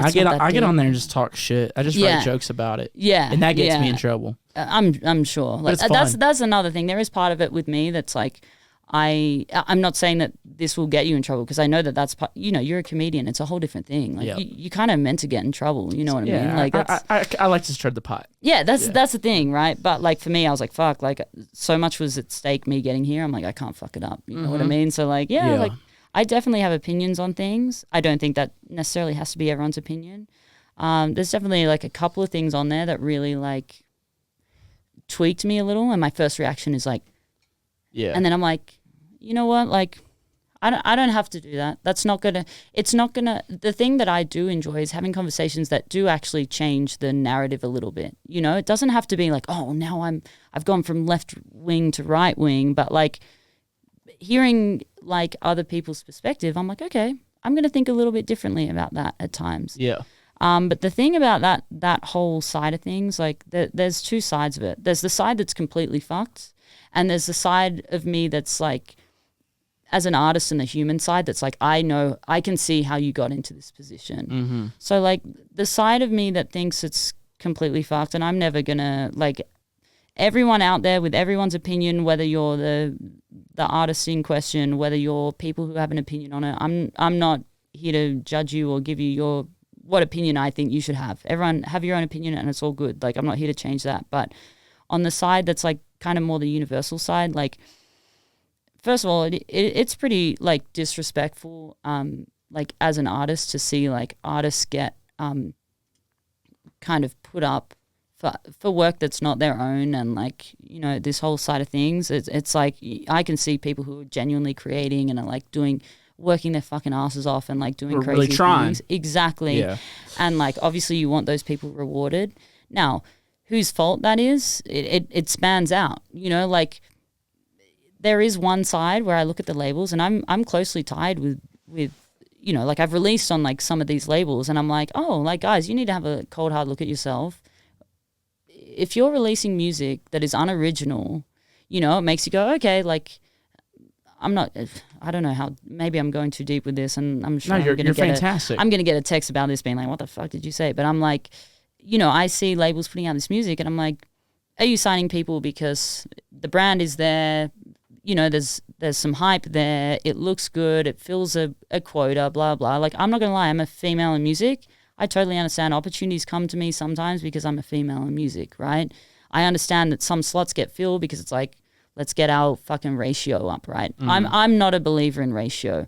I definitely want women, like I definitely see the times where I haven't been given an opportunity because I haven't been taken seriously because I'm a woman, but I also see the times that I get opportunities because I'm a woman. The difference is when I get those opportunities, I'm like, I'm going to show them why they fucking should have given me this opportunity because I'm gonna make something of this opportunity.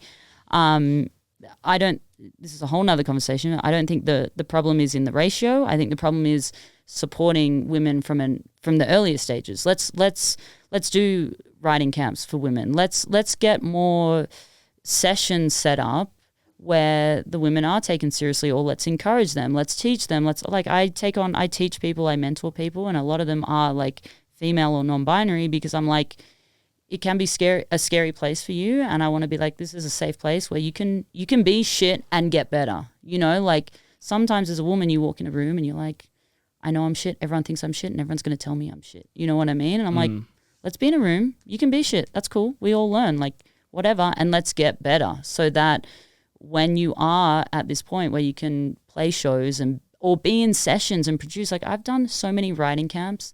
I'm the producer and engineer, so it's like I'm doing all the shit. And by that point, I'm like, well, I'm comfortable. I can do all this shit. But like, you know, helping women to get to that point is like, that's a huge part of it. So that by the time the opportunities come to be put on the festivals or the shows or whatever, everyone's like, cool. Seize the opportunity. Yeah, we have all these options of like amazing female producers and DJs and blah, blah, who are like, you know, like, very much sit very easily on this lineup. They're doing their shit. They have a great following. They're writing great music. They're good DJs. Like, don't even think about it. You know what I mean? Mm-hmm. But like, you know, you see this whole thing. You see the opportunities that come through, you know, that are because they're women. And sometimes you look at these labels and you're like, okay, are you putting out music? Are you signing music on your label because the music is good, it's artistic, it's original, blah blah, or are you putting this music on your label because there's a whole branding aspect to it? Now, I understand it's not black and white. You know, it's not like, oh, you're a label, so you have to be like this. You know, like I see this whole business side of things. I'm obviously the artist, so I'm in a whole different thing. I'm like, let me write my fucking thing, and let me be my bee.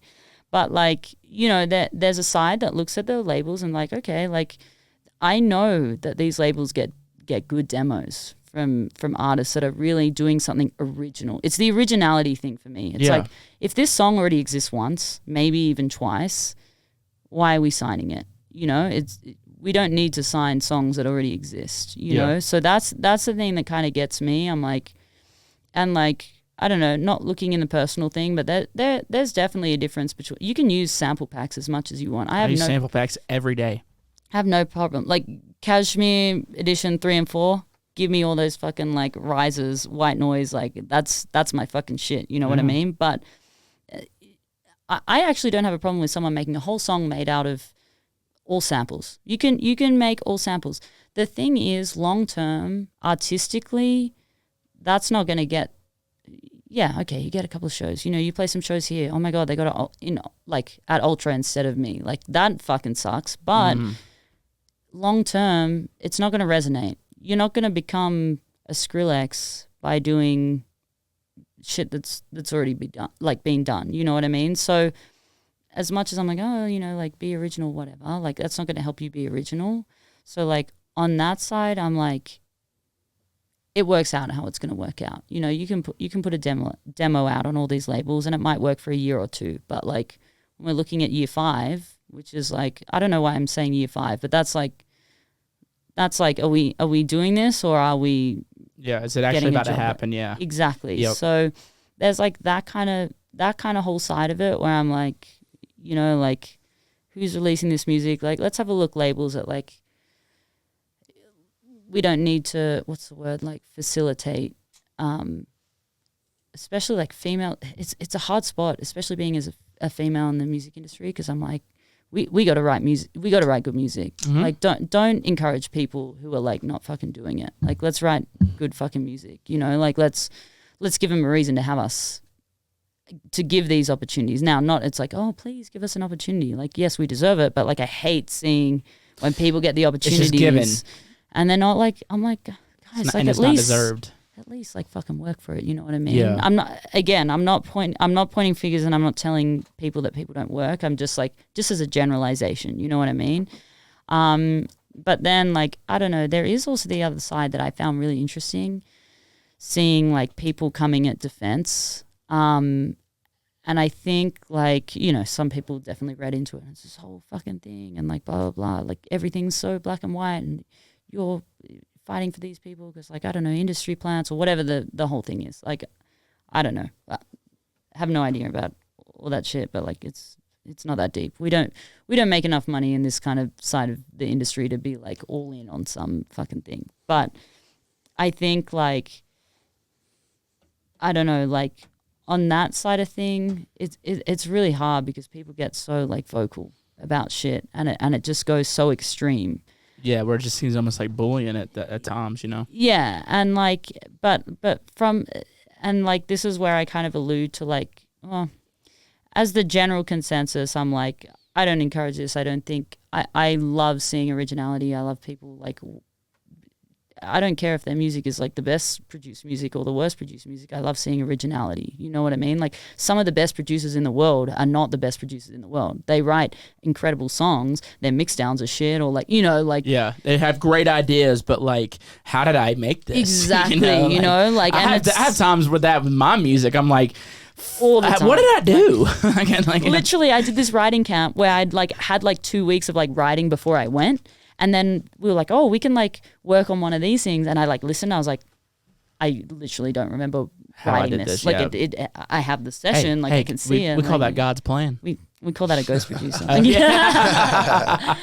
you know, like there's that whole side. And then, but the other thing that is very different, and like this is something I've noticed coming to America that's like really hard, is like seeing someone who's been like kind of thrown into like the system of like, oh, you're getting a bit of traction and like you're releasing music, and there becomes this pressure of like releasing music, playing shows if I don't have songs and blah, blah, blah. Like when I see all that process happen, I see the pressure that people get put under to release music. Yeah, you're like, all right, we have this, we have to keep it up, you know? Every 4 weeks or every 6 weeks or whatever it is, there needs to be a release.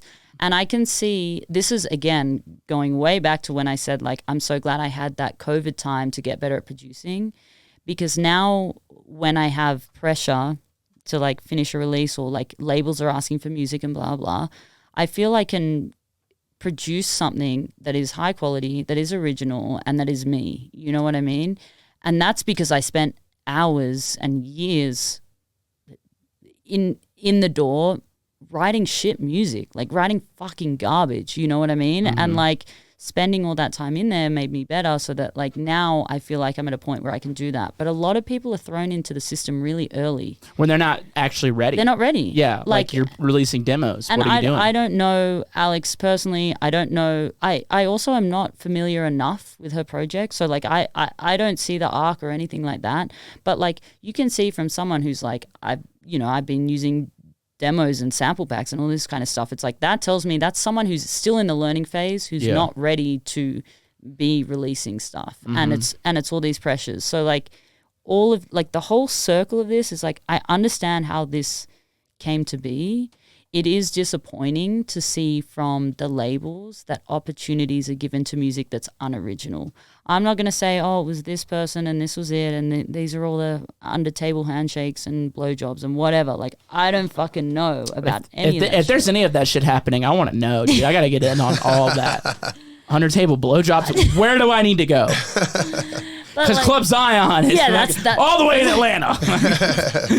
But like I don't know about any of the back end stuff with that, but I can see how it's happening. But for me, like in terms of like, let's support people who are like doing shit that's original, who are who are like, it's hard. You got to be patient in this world. You gotta like put your time in. Like you can't, you can do things. That's the thing. You're here and you can see things happen really quickly. So people are like, fuck yeah, I can do that really quickly. But the thing is, like when you look at a global view, it's never going to work out that way. You know what I mean? So it's a whole tricky thing. Like I feel like I'm not even saying anything controversial because you are saying the most well thought and fucking put together. Oh yeah, I have a book about it.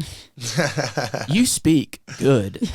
That's why, you know what? I get on Twitter and I'm like, is this the thing today? Then you go here and then I'm like, this whole tweet doesn't even make sense and it's one sentence. Like, you're like, I'm dyslexic and I'm like, what is that? Like, I literally like cannot even put together. I don't know what it is when I put things in writing. It's like, it doesn't make any sense. Oh, dude, I have the handwriting of a second grader. So like I write because I write jokes and I write a lot of lyrics, but I type so I can read what I wrote.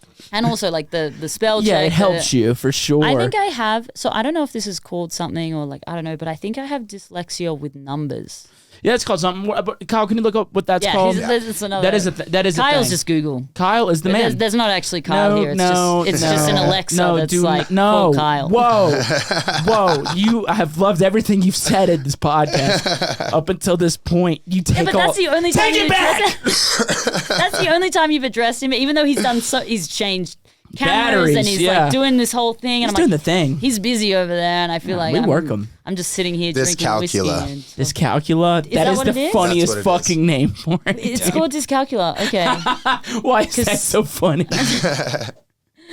Honestly, because I will give someone like literally even like, oh, you owe me this much, and it's like instead of being like 36, it's 63, and they're like, holy shit, that was expensive, and I was like, oh wait, no, fuck, it was 36, like so, like I don't know, it's like I've only discovered it in the past like probably 5 years. You might just be dumb. That could be it too, but I don't think honestly. The way I hear you speak, it could be both. I don't think the way I hear that your sense of perspective and the way you talk about things, how you can open it up and be so well thought out and said. Honestly, I feel like impressive. I'm very analytical. Do you need another beer? Ding dong. God damn it! Let my Pabst. God damn it, bitch! You need another beer or what? I think I'm good. Okay, right on. I'll let you know. All right, if we need to get you one, we'll get you one. I'll get one of these fine fellers over here that you brought. Have us one. Get up there. Hey, dudes. Yeah. But yeah, but I'm pretty analytical. Yeah, no, but your sense of awareness and perspective is honestly like everything you just said. I was zoned in with that because I'm fucking just there. But no, like I see a lot of this stuff, as a male producer looking at other female producers. There's female producers that give other female producers a bad name. Yeah. And those female producers have that bad name because of other female producers. Exactly. I know female producers personally, and I know their personal ghost producer. Yeah. 100%. Yeah. I've been there. Yeah. I have ghost produced with the ghost produced. Like, I've ghost produced for people too. I mean, it's I've seen it. I'm aware of it. It's all there, and like I don't know, because it's funny because there is the one side that's like, oh, like girl, we're like really trying to like get out here and you do this shit, and this goes back to like a personal thing. This sounds really terrible, but like, well, I don't know if it's terrible, but it's like when I see something like that with what's happened. I know we're not at a point where it's equal. We're not at a point where there are as many talented female producers as there are male, right? And there never will be. Women aren't funny.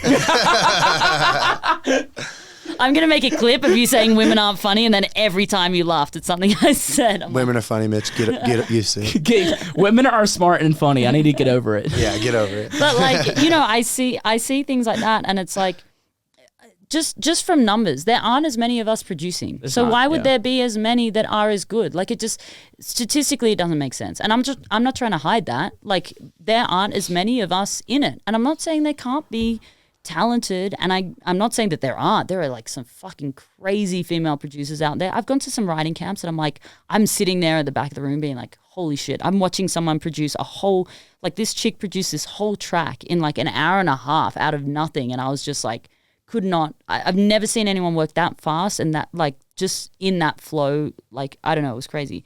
But like, you know, like, I'm not, like, when I see something like this happen, yes, there's the one side that's like, go, like, we're really, you know, like, you're doing the opposite. Like, come on, like, help us out. But in saying that, it means, like, what I do, like, the work that I've done for years, and this is a very selfish thing, but I'm going to put it out there, like, the work that I've done for that many years, it becomes a lot more, there's a lot more weight to it. It's a lot more meaningful. It's like, okay, well, that means there's like one other person that's like that. That's the opposite of what I do. So like, that makes my brand stand out even more. The people who don't like that shit, the people who don't like shit that's not original, the people who don't like, you know, all that, they're going to like my shit more, because like, I'm not the best producer. I know I'm not the best producer. I have a certain style, I have a certain sound, and like, people might not like that, but like, that's what I've done myself. And don't get me wrong, like, I write fucking like tech house for people. I do singer-songwriter stuff, and like, people can listen to that, and that's all cool. But like,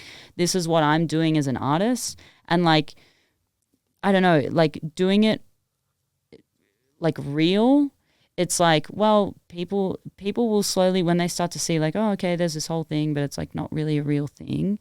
Like, for me, I'm like, the people who don't resonate with that, they're going to see what I'm doing, and it's going to mean more to them. They're going to be like, this is like something that's important and that I value. You know what I mean? Yeah, so like, for sure. That's on a personal level. I'm like, I hate seeing it, and it is terrible, and I don't like seeing conflict and blah, blah, and all the shit that I'm like, holy Jesus, like, my head is just spinning. But like, from a personal perspective, I'm like, well, this validates my personal choices to spend those extra years in the studio making sure that I'm doing it right. Like, you know, making sure that like, I'm being authentic to like my skills, my knowledge, like my artistry. Yeah, who you are like, as an artist. Yeah. And it's like, so much as you progress, like, you know, years on into my career, now it's like, when I go to work, whether it's like DJing, I'm in a session, I'm doing a live stream, I'm doing an interview, it's like, everything feels so much more relaxing, because it's like, I can just be myself. You know, I can get into a studio and be like writing with someone, and I'm like, own. I can, not only can I hold my own, but I don't run feel shit. That's what you're saying. Run shit. No, but Get I off also, the fucking computer, you, know, you fucking penis bitch. I got in here and I was like, oh, I'm like. That was funny, dude. Penis bitch? Is that what we're calling dudes now? I walked in here and I was like, oh, that's a nice computer. When did you build that? Like, what's going on? What's the specs? Get out of the way, you penis bitch. But in saying that, like, those moments are always great. You always feel good and whatever. The moments that are harder is when you're like, you're not on your shit. Yeah. You're not in the flow and you're not feeling it. But now at this point, I feel more secure in that point, because I'm like, I know what I'm doing. I know that people know that I know my shit. And so like, yeah, sometimes you're in the studio and you're not having a good day. People are not going to be like, oh, Sippy doesn't know how to produce music. Like, you know what I mean? No, you have off days, dude. I play basketball. Sometimes I can't shoot. Exactly. You know, like sometimes anything. I am on, dude. Sometimes I'm running the court. It's like, all swish. Dude, I'll tell you what, man. I had a black guy call me the N-word, and it was awesome, bro. He goes, hey, hey, you that N-word. And you were like. And I was like, hell yeah. You hear that? And then I kept on, I was like, yeah. And then this other guy, he was like, hey, bro, you mine. And he said it, and I was like, and you're mine. Not like that. Not like that. Like, we're friends. Yeah, we're good. You're my homie. Can you call my mom and tell her that? Yeah, actually, like, let me just get my mom on speaker. Right? That's so funny. No, man. No, some days you're off, man. And If it's cool, I want to give my opinion on this whole thing too. Go for it. Yeah, this was all a segue. No, dude, you were like, no. Today's about you. We don't even have to hear my opinion. It's the segue. Can I tell you what? I am very interested on like the young white male opinion. I haven't heard it before. Honestly, I don't know a lot of like. You should be. It's the most important young one. White men. Yes. That's the only way I'm going to get my demos on Deadbeats. I'm just going to say it. Oh, man. Bro, I need to start a label. And like, do it. What do you call it? The label heads are all like the opposite. Oh. It's like me and like, I don't know, like some like, I'm like trying to like do marginalized, but like all in one person. And I'm like, wait, you can't be like two races in one. Let me ask you this. Are there still under the table blowjobs? You never. That's always allowed. This is the other thing that I've learned. Like, there is so much sarcastic humor in Australia, and like this is me Go to being the South. this is me being tame, right? Oh, we got it. We got it in the South. And I've time. definitely there's been a couple of experiences where I've just like forget and just do my thing, and then I look at the room and I'm like, oh, I did not read the room. Oh, I've been there many a times, dude. I can't tell you how many like times my tour managers had to apologize to like other people in the green room. We would be okay. You and me in a green room by ourselves. Bad, dude. It's fine. Yeah, it's fine. It's actually like, fun. There needs to be like a couple of witnesses, but ones that are down. You know? Yeah, dude. Like, I had to kick someone out of my green room not too long ago because it was like everybody was talking shit, making fun of each other, and like I'm talking about all walks of life, like old, young, gay, straight, white, black, everything in between. And then one joke got this girl offended.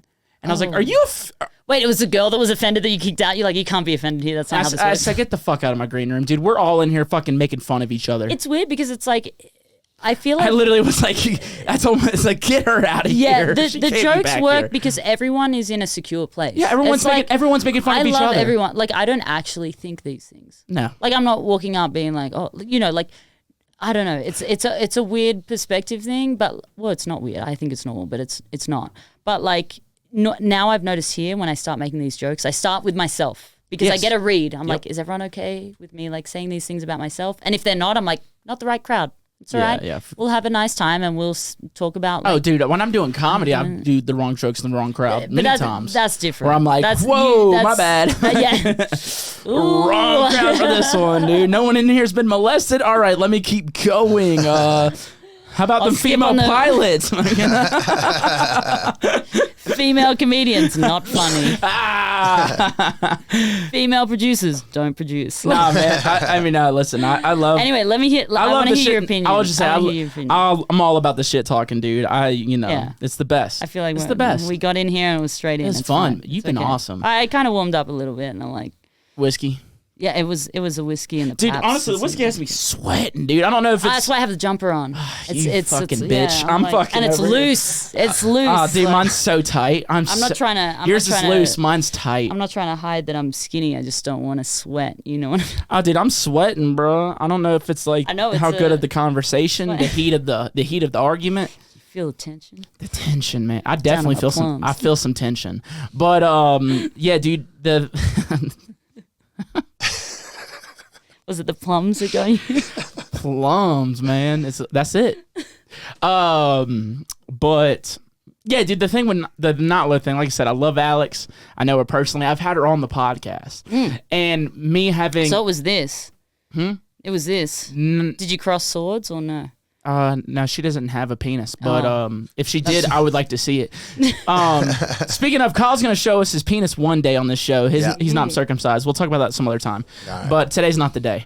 But it's going to be when Hayes comes back on. Yeah, that's going to be the one. I think that would be the good. That's going to be the one. When is he here? Huh? I will specifically come back to be the third. No, I just want to see Kyle's dick. You called me Google. You don't get to see it. You bitch. He called you what? You called him Google and Alexa. Oh, but is that not a compliment? That's like you're fucking smart. Dude, listen. Oh, that's not a good thing. Because you guys actually have Alexa here, so you can just be like, hey, Alexa, tell me all this shit. Kyle is a person who has heart and feelings. I know. We had the beginning was like, is he dying? Are we okay? And you were just looking at me as if nothing was happening. I'm like, this man is not okay. He has chlamydia in the throat. Yeah, I know. Alexa and Google would not get chlamydia in the throat. I was concerned, and you were just like looking at me. So I was like, "We're meant to pretend I'm a he's not." professional. I am not. I'm like, there is a man dying here. Like, and then you ignored it. So I was like, oh, he's not a man. He's Google. The first thing I said about it was, "Shut the fuck up, Kyle." Like, you good dude, shut the fuck up. And I was like, me instantly being like, do you need vitamin C? Like, is everything okay? His problem was too much vitamin D. That's why his throat's fucked up. It happens. It happens. But under the table blowjobs. Yep, that's it, dude. They'll get you. They'll get you. God damn it, this is such an awesome episode. But do you have to cut it down? no, dude. I don't know all how of it's long been gold. Who watches this whole thing? Everyone's like, shut the fuck up. A couple thousand people every week. Yeah, but no like big it's deal. a long one. No, but a long one. Yeah, they like those. They like those? Yeah, I literally have fans who be like, dude, I really enjoyed the long ones that's that good. are like where we get deep. We can go. We can go. This jumper comes off. I have a comedy gig tonight, but that's not till later. Yeah, that's We're fine. good. I don't even know. But she's like, oh shit, I'm like sound check. Devin's like, if we want to get to Fort Collins, we need to leave now. I'll be late. Are we good, Devin? Well, we did have dinner in 13 minutes. But Y'all are not making dinner. I'm sorry. It's gone. It's gone. Yeah, we still have He fan makes good questions, ramen, too. so. way more entertaining. Yeah, this is great. This is great. You guys are good? You know what's funny? An hour and a half until we have to leave. We were in the car, and these are my mates, but they were like, they asked me a question in person. Then they're not texting me being like, what do you think about the current climate in fucking Asia? Like they asked me in person, and they've asked me a few questions that you've asked me. They asked me the other night, but like I feel like we didn't really get into it. And now like talking to you, like We're able to get into it. I'm like, the moment is right, and I'm like, here's the answer. There we go. Well, I don't know. We'll talk about it again. There we go. I love it. Yeah. But like I was saying, like, yeah, I had Alex on the podcast, and you know, I've had people on this podcast before that have gotten in trouble later on for multiple different reasons and shit. You know, I don't care. Like, I had her on the podcast, and we're talking about did they get in trouble for the podcast? No one's. I'm like, if anybody's getting in trouble for the podcast, are we getting in trouble for the under the table? Speak of the devil. Throw me that. Speak of the devil. Hayes What is is that? calling us right now. Oh, I fucking. This is the thing. What's up, you fucking Shut liberal? your mouth. Shut your mouth. Wait, what's up, you fucking liberal? Which uncle are we going to? Dude, Your uncles. Listen, Hayes, you're interrupting a podcast, but we were just talking about how the next time you're on the podcast, we are going to see Kyle's uncircumcised penis. Dude, I've been thinking about that like every night. Dude, literally.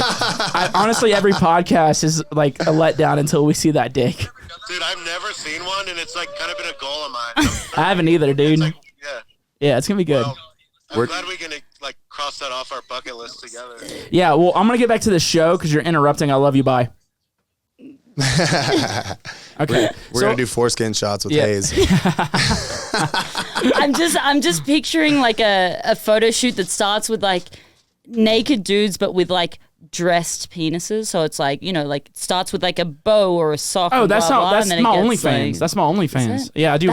That's a whole thing. I feel like dress my I wiener could up. make a lot more money if I was in that side of things. Yeah, actually, I shouldn't say that because there might be someone out there posing as me. Honestly, you're talking about pretending. working hard as a female producer. What are you doing? I didn't know.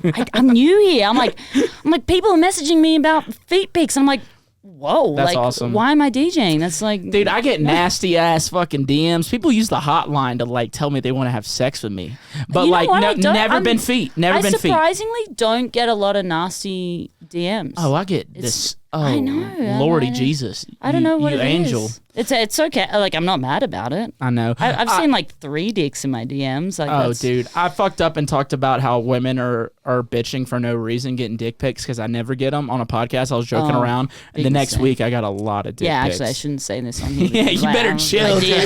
My request is just going to be like, so-and-so has sent you a photo. And I'm like, great, It's can't like wait. Granddaddy Longcock wants to send you a message. I get the most wholesome shit. I'm like, oh, like my kid is like sitting with me, like watching your live stream, and I'm like, oh, I fucking love this shit. And then like, I don't know, everyone's like, yeah, I get all these dicks. I'm like, Yeah, someone was like, dude, if you played this song tonight, my girlfriend said she'd eat my ass. And so I'm like, all right, I'm on stage. I'm like, yo, I wasn't going to play this. Kevin's girlfriend said.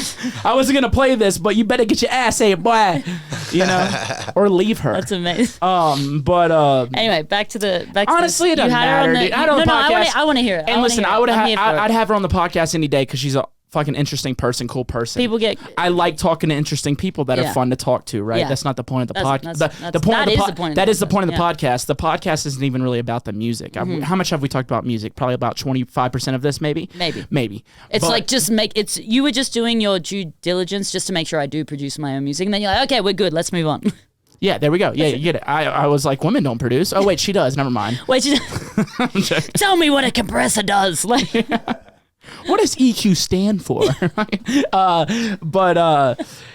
So it feels like, obviously, like it doesn't affect me when she does stuff like that. I'm not a woman DJ. I'm doing my own thing, and I'm doing just fine. But like, what it does do is make me go, that's whack. It is whack. What it makes me go do is, I like her as a person, do I respect her anymore as a producer? Yeah. No. That's it. It's more the personal, like, it's the respect thing. Yeah, you know? And that's the hardest thing you can't just pull that out of thin air. I'm big on respect, and I'm big on being a man of your word. Now, that doesn't actually have to be gender specific, but being a man of your word, right?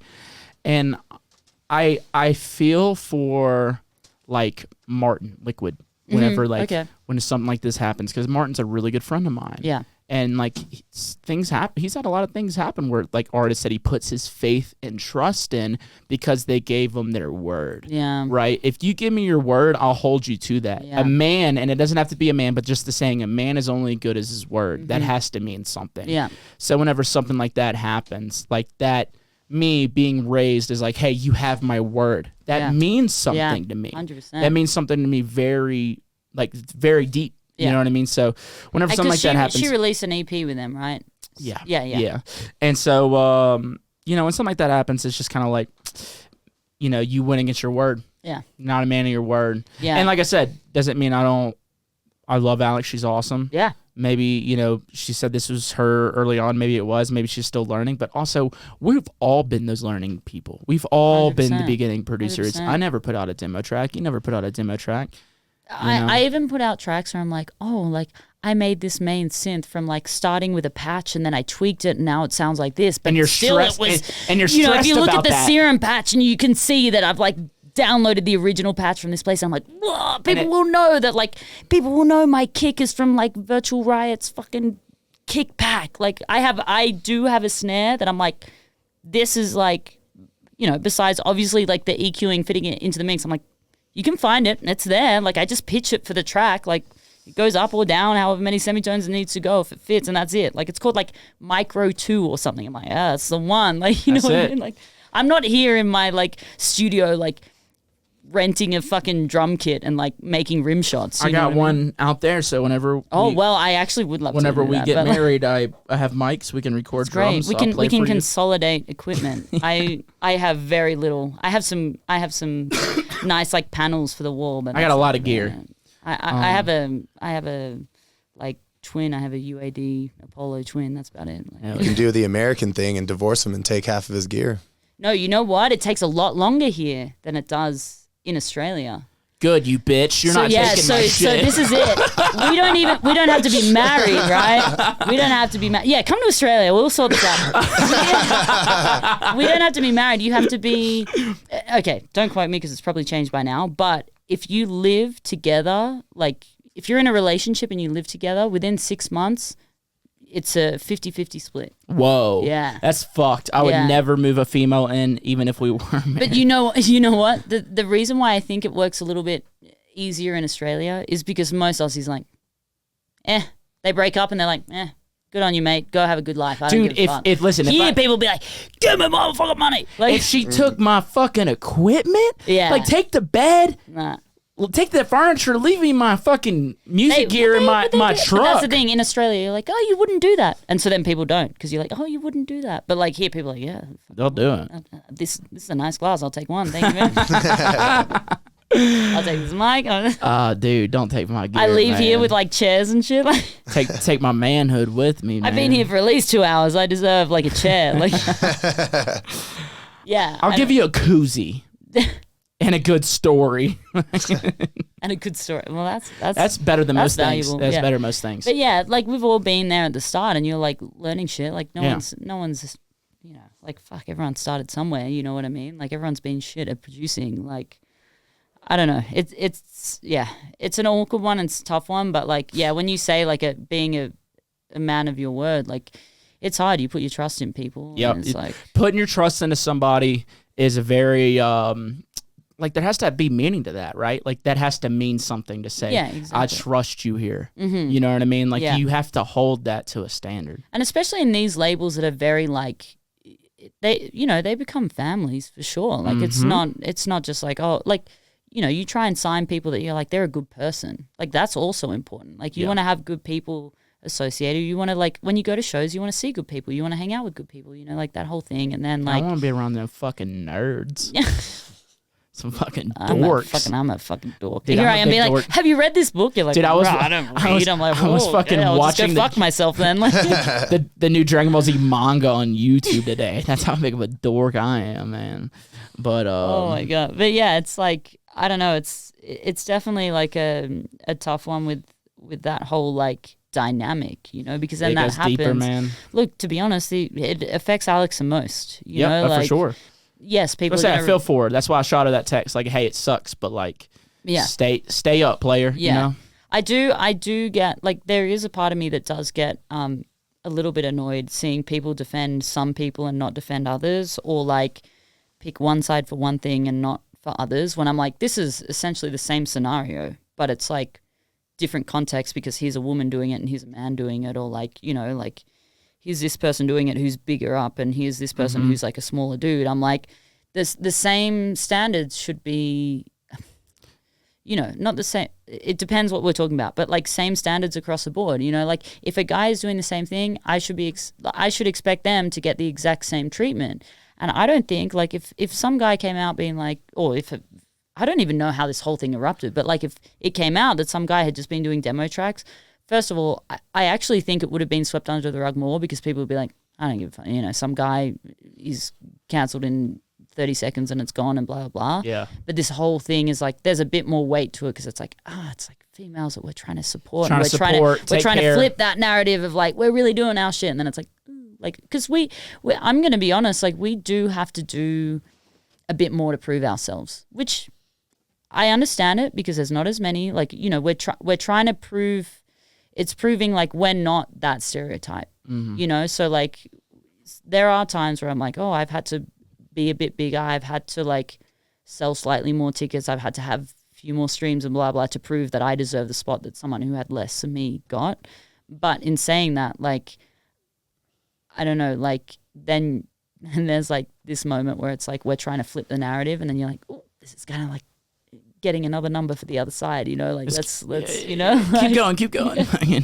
But like I think the response for a guy who did it would like, it's not that it wouldn't be there, but I don't think it would be. It's just been done, Yeah. and not. I think if it was two different things, if it was a male or if it was somebody that wasn't as big and had as many relationships, there wouldn't be as many people sticking up. It would have just been a one and done. You're out. You know, one and done, and like you shouldn't have done this and blah blah. I don't know. This was just a topic I wanted to bring up because it's in our world. It's in our world. It relates to you as well, and you had a great fucking point about it, and I'm so glad I brought it up. Yeah, God, you talk good. You talk that sweet. Damn. It's the accent. It's not the content. You got me. But if he spoke like someone from California, yeah, you'd be like, "Shut the fuck up, bitch! You don't know shit." Like, you want to see my guns? Yeah. Yeah, I was talking about guns, and you're like, "I don't know," and then I started talking about this, and you're like, "Okay, I'll listen." Nah, dude, you've been fantastic, man. But I also think with things like this, and this is why I struggle with things like Twitter. Twitter feels like you only have so much time, and like things are read in certain ways, so it's like it becomes very black and white, yes or no. And the thing is, everything in life, nothing is black and white. As much as you can try and pretend it is, like everything, there's different aspects to everything. I'm a very analytical person. So when I do see this, that's why I do struggle on places like Twitter, because I'm like, my opinion is not here and there. Now, yes, I'm not going to lie. I do think it's wrong fundamentally, but it doesn't mean it's like it's either right or wrong. I'm like, here are all the aspects that go into it. Mm-hmm. You don't have to make your opinion that it is like, here's where I stand. It's on this side of the fence or it's that side of the fence. It's like you can be in a place that you understand the whole spectrum. You understand how everything happened, why people did things they did, what, you know, how we got to this point. And I feel like that makes you kind of move forward in a way that's not as extreme. Because the problem is people see this and they're like, I'm not going to trust another fucking female producer again. They're all fucking ghost produced. Like, you know. They're all lying bitches. Yeah, exactly. You know what? And like, no offense. They're trying to take my gear. You know, if anyone ever, like, I remember at the start when people used to say I was ghost produced. And I was like, man, like, if I'm ghost produced, I don't have enough money because like my ghost producer is shit. Like, you know what I mean? Like, there are some things when people like accusing ghost producers, I'm like, I fucking hope they're not like paying them much, you know. Dude, I don't think I've ever had anybody accuse me of having a ghost producer. They've said my music sucks and my podcast is gay, but they've never said I had a ghost producer. It's different. It's almost like the easy stab. Like, yeah, as a female, it's like it's easy. Yeah, she don't make it. You know, and like the thing is, what makes that tough though is that there are those fucking females, man. Like, I know them. And so that's why it's good for like people like you, Rez, Zaska, who are like really doing, like Vampa, really doing the damn thing. You know, like actually fucking making your own songs, sounding your own way. You're in your own vibe, own lane. Oh no, we are not the same. You know what I'm saying? And it's scary like short term because like, yeah, sometimes it takes longer for things to like pop off because you're like, I'm fucking doing it and I suck. Like, you know, like, or like I'm writing shit, say for example, like the kind of, the conflict I'm having at the moment is like I'm writing stuff that's like less bangers. You know, I mean, sorry, literally the last song I released was like a banger, but like, you know, like I spread like it's not all bangers. It's not just like, okay, here it is, a rhythm track. It's gonna be on the shelf, like it's gonna last for like 4 weeks and then it's on the shelf. Like I'm doing a bit more like here's a melodic thing. Here's the thing you're gonna listen in your headphones. It's gonna make you like feel something and blah blah. And on the one perspective, like it's a little bit more like you feel a little bit more insecure about it because it's like, it's not the surefire, here's the bangers, let's just go out and party and rage and blah, blah.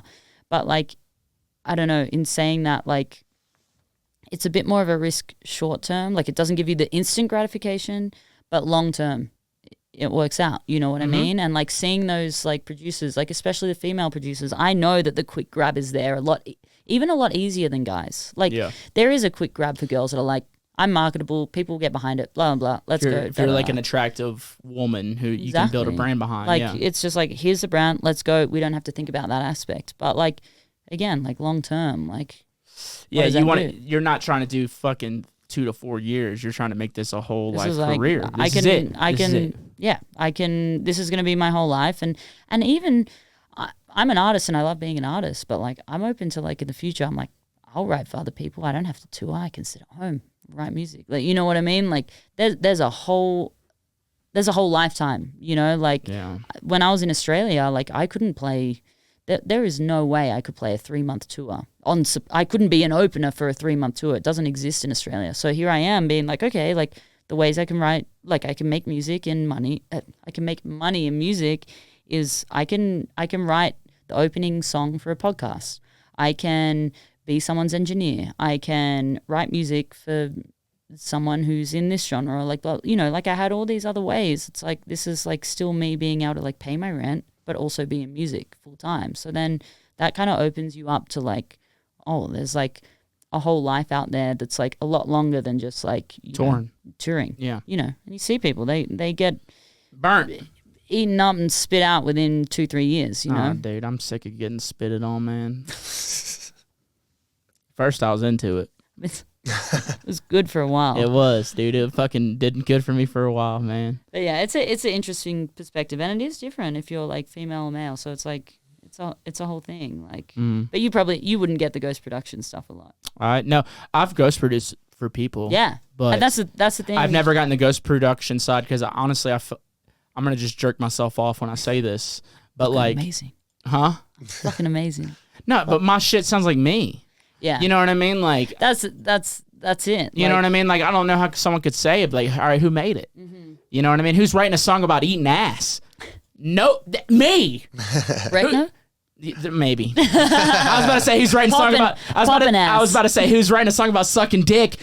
Also right now, just like it's all me, dude. Like, it's all me. No one else is writing that song. I'm writing a EDM EP. It's just country bass music. No one else is making this shit.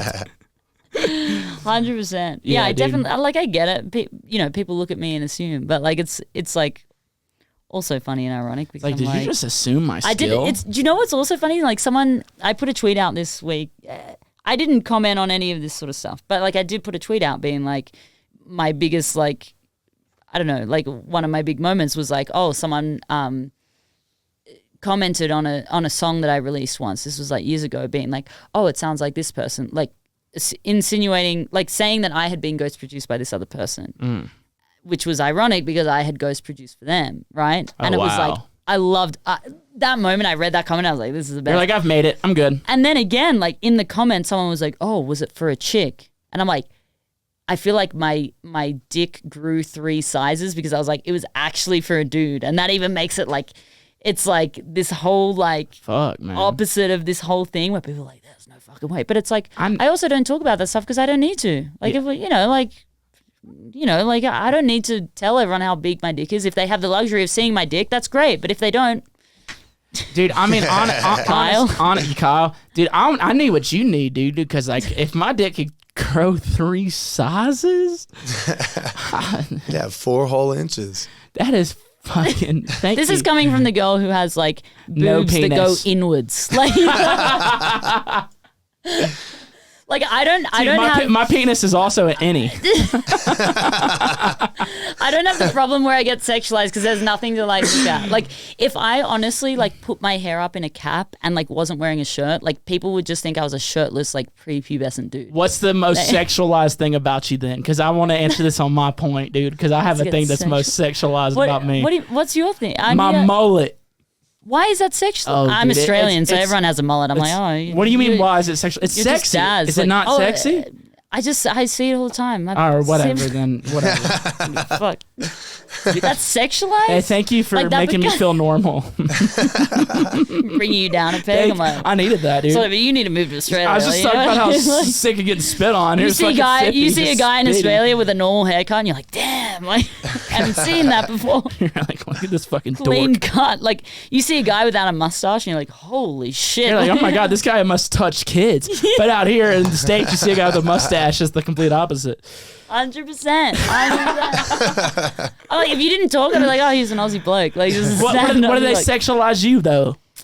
What is like? Because they literally they're like girls and guys be like, that mullet's sexy. I want to fucking spit in it. Honestly, I don't get the comments as much, so I don't even know what the word is. Honestly, the things that I could be sexualized for, I feel like people don't see. Like it's funny. How smart you are. Now.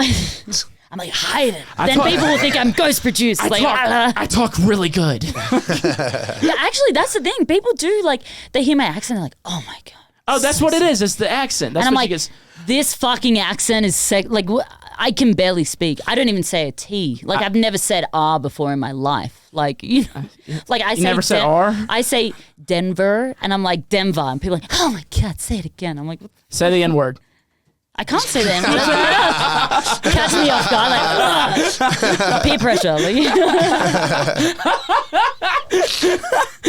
But yeah, that's one thing that people say. The other thing that actually people don't really know. Actually, no, maybe I won't say it. People can know about. All right, yeah, don't. If you're trying to hold them secrets, it's not a secret if you're like close. If you have a look at things, like say for example, I was talking.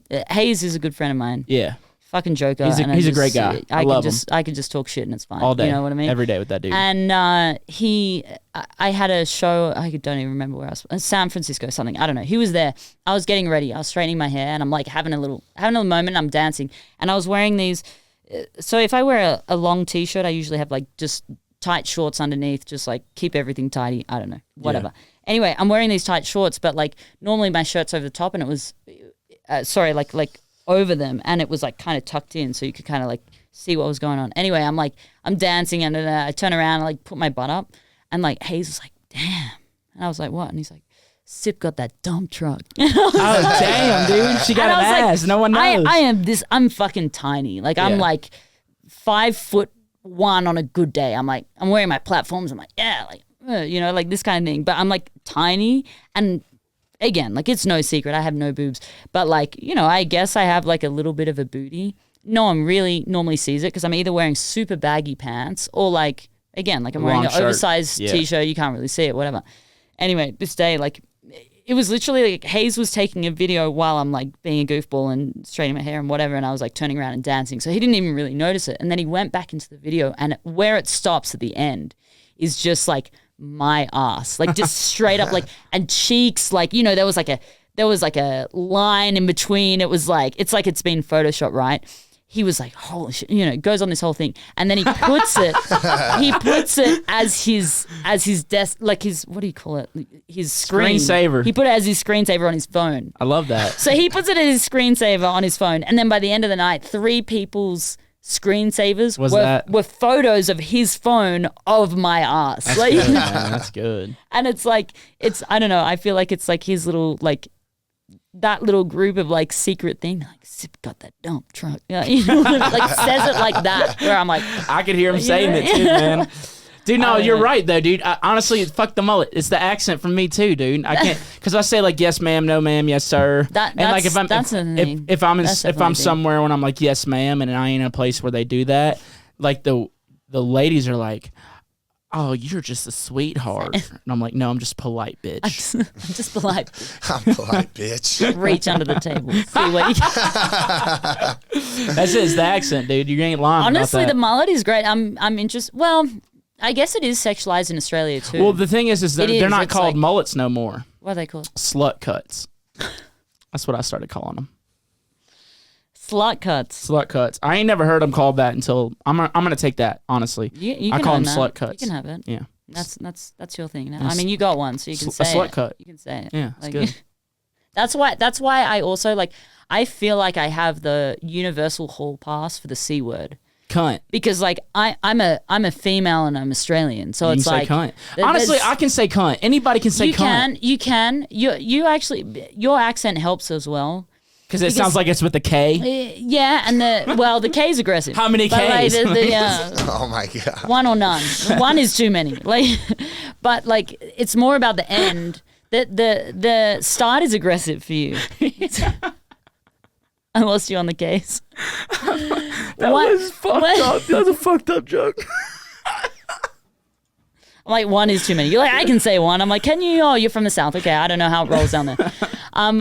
One K is too many, but Aussies just don't say any of the consonants, so it's just kind of like it just rolls on and off. You don't even realize what the word is until it's over. You know what I mean? But like, I come here and like I hear people that they hear me say it or they hear me talk and they're like, oh, okay, I can say it, and they're like, yeah, and he was a cunt, and I'm like, okay, all right. Yo, dude, that was a very hard T. You know, it's 4 p.m. Let's just like, let's roll into it a little bit. Like, you know what I mean? Whereas like, I feel like Aussies say it and it just rolls through. Yeah, like, I don't say cunt that often. Well, this is the thing that people don't understand also about Aussies. Like, it's rare that I love that out of context I say the C word instead of actually saying it because it feels wrong if I say it out of context. Yeah, it feels naughty. Yeah, it doesn't, it feels wrong, but like, people think we just say the C word just generally, but it's like it usually comes before or after a word. Like it's normally like it's in like dumb cunt. Yeah. You're a sick cunt. You're a shit cunt. You're a dog cunt. Like they all mean very different things. Yeah. And the thing is like if you say like you're a cunt,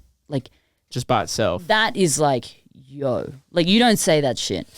But if you say, can you stop? If you getting sweaty, like chill. But if you say you're a sick cunt, that is like one of the biggest like. Can you call me a cunt? But just cunt, that doesn't feel right. However, whatever feels right. You're a sick cunt. That doesn't feel right though. It doesn't all right, well, right. whatever feels right or wrong, but just call me. No. Sick cunt makes sense. Sick cunt makes sense. Cunt. Yeah. All right. Because dog cunt means you're the worst kind. A dog cunt. A dog cunt. Yeah, I don't know why. Damn, dog. Yeah, it's actually like I there's love worse dogs. pussies so, like, that you could use other than a dog. It's because like the a squirrel thing, cunt. Well, because the whole thing is like you say you're a dog. That's like you're not.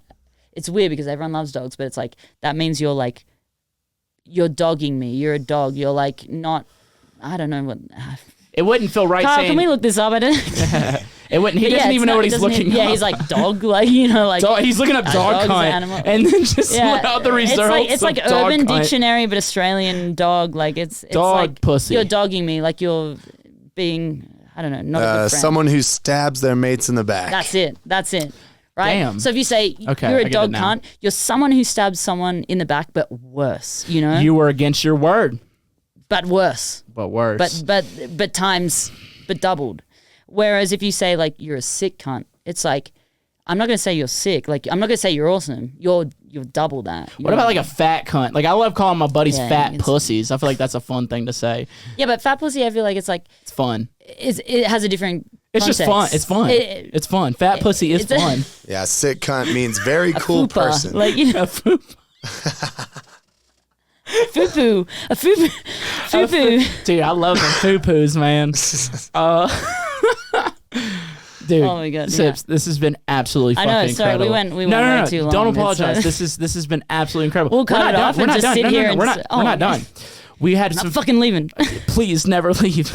Stay forever. I'll stay in your basement. Forever. Oh no, but we did get a bunch of people who called the hotline. I wanted to get to shit, yeah. a couple. But before we get to that, I want to see if Kyle had any questions for us. I came with a bad one last time, so I gotta. Yeah, you got to come with a heater, dude. Wait, You were- what do you mean you came with a bad last one? week he was a little bit of a disappointment. Yeah. But I've been a disappointment to That my father my surprises whole me. life. So like this Honestly, is that surprises me because you seem like someone who has your shit together. Like I usually feel listen. like that would. He has every episode. I look like native Jesus. You know? do. No, you just generally like. I feel like you're the responsible adult in the room. You know, Oh wow, thank you. I'll take it. It's not coughing true, but and I'll take everything, it. the throat chlamydia and everything. I'm not going to judge on that. Yeah. So, if you could be anything for a day, for 24 hours, what would you be? A woman. Is it a rapid fire question? Dude, I just know that I would. All right, this might sound fucked up saying this stuff to you, but like, it would be cool to have a vagina for the day. It would be fun. They're pretty fun. Yeah, this. I think our orgasms are better than yours. Y'all can have more. Sorry, I'm not even gonna like say I think. Like I'm Y'all pretty do. sure I know. Like I haven't been a man, but if I had, I would. We can have one, and we need a 20-minute break after. Yeah, no. Y'all can have multiples Yeah. in that 20 minutes. You know what's funny? You can have multiples, and yet sometimes you have sexual experiences where you don't have one. Dude. Dude, But if you do, don't tell me about it. You know, that was great. Anyway, I'm gonna get an Uber and go. tell me you came 7 times. Tell me it was the best you ever had. That was great. Anyway, I already have my clothes on and I'm leaving. I'm like, you came, right? The amount you know what? I don't get that question from girls. I don't. Oh no, dude, girls. The guy's like, "You good?" I'm like, "Yeah, whatever gets me the fuck out of here." True, that's what I tell my men too. I can't. You have to ask. Nah, yeah, dude. Listen, like, It's different. I know it's I different. just love There's to a learning curve. I'd love to have There's a learning curve. tits and a vagina for a day, That's interesting. just for a day. Would That's you all I throw want. it at a bunch of dudes for the whole Dude, day? I would be a complete fucking whore. I would fuck everybody for a day, like literally Yeah, but it's not the same. for one day. Yeah, it's still not the same. There's a threshold where it's like, oh, this doesn't feel nice anymore. All right, so like, not emotionally. Emotionally, whatever. well, I'm not trying to be emotional. I'm not. No, trying to I be mean an- physically. Oh, well, I'm not trying to be an emotional woman for a day. That sounds No. awful. It is awful. It is. He laughed. That got to pop. That got to pop. It is awful. I'm literally in the middle of it. Like also, I have a lot of guy friends, and Yeah. I'll be like in the middle of it. I'm like, man, like, and they're Yeah. like, they're almost better at it than I am. They're like, oh, it's okay. Like, feel your emotions. I'm like, We definitely are. because I don't have to deal with. I mean, I don't even deal with my friends' ones. You know, Right, I'm like, yeah. we know. We're like, hey, I'll talk to you in 3 days. So you're saying like like if I was a girl for a day and fucked like anybody, it wouldn't be this. It wouldn't it's like be good. okay, like I'm not trying to get personal. Get personal. Well, you I can. am getting personal. There we go. This is also a very personal experience. Do you get to a point if you've had sex too many times in one day where it's like, oh, this kind of hurts now? To the point where like it hurts so much that it can't like become something. Like my penis or like Yeah. emotionally? No, not emotionally. We're not talking- emotions aside. Like my actual. Yeah. I've had sex Physically, enough that physically. my dick hurts. Yes. Yeah, so like I feel like that happens for women. Oh yeah, it's probably more sore. It happens. I can't believe that we're talking. This is fun. This is fun. This is great. Let me speak about the female anatomy. Let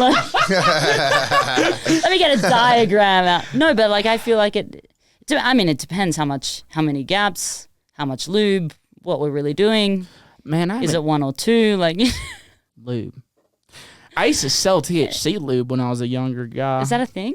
It was, man. I was slinging that shit. It discontinued. I was slinging it illegally in Mississippi, dude. I was selling sex lube with weed. I didn't know that was a thing. But weed is new to me in terms of like I don't smoke it. Legal. I don't smoke it. My lung collapsed years ago and I can't smoke. So like it's kind of good. People like offer me and I'm like I would love to, but I like physically can't. But like, I don't want to because I don't want to put all of that on you. You know, What? I'm the buddy who's having a bad trip. It's okay. Oh, it's okay. I'll look after you. It's okay. I'll stroke your hand. Like, You got me? I'll give you the. Why are my hands so sweaty? Yeah, they are. Mine also are, but I put my jumper up. I'm like, I don't want him to feel. Like, I don't want him to feel. the tension. That's why I'm gonna stay a male. I don't want to feel.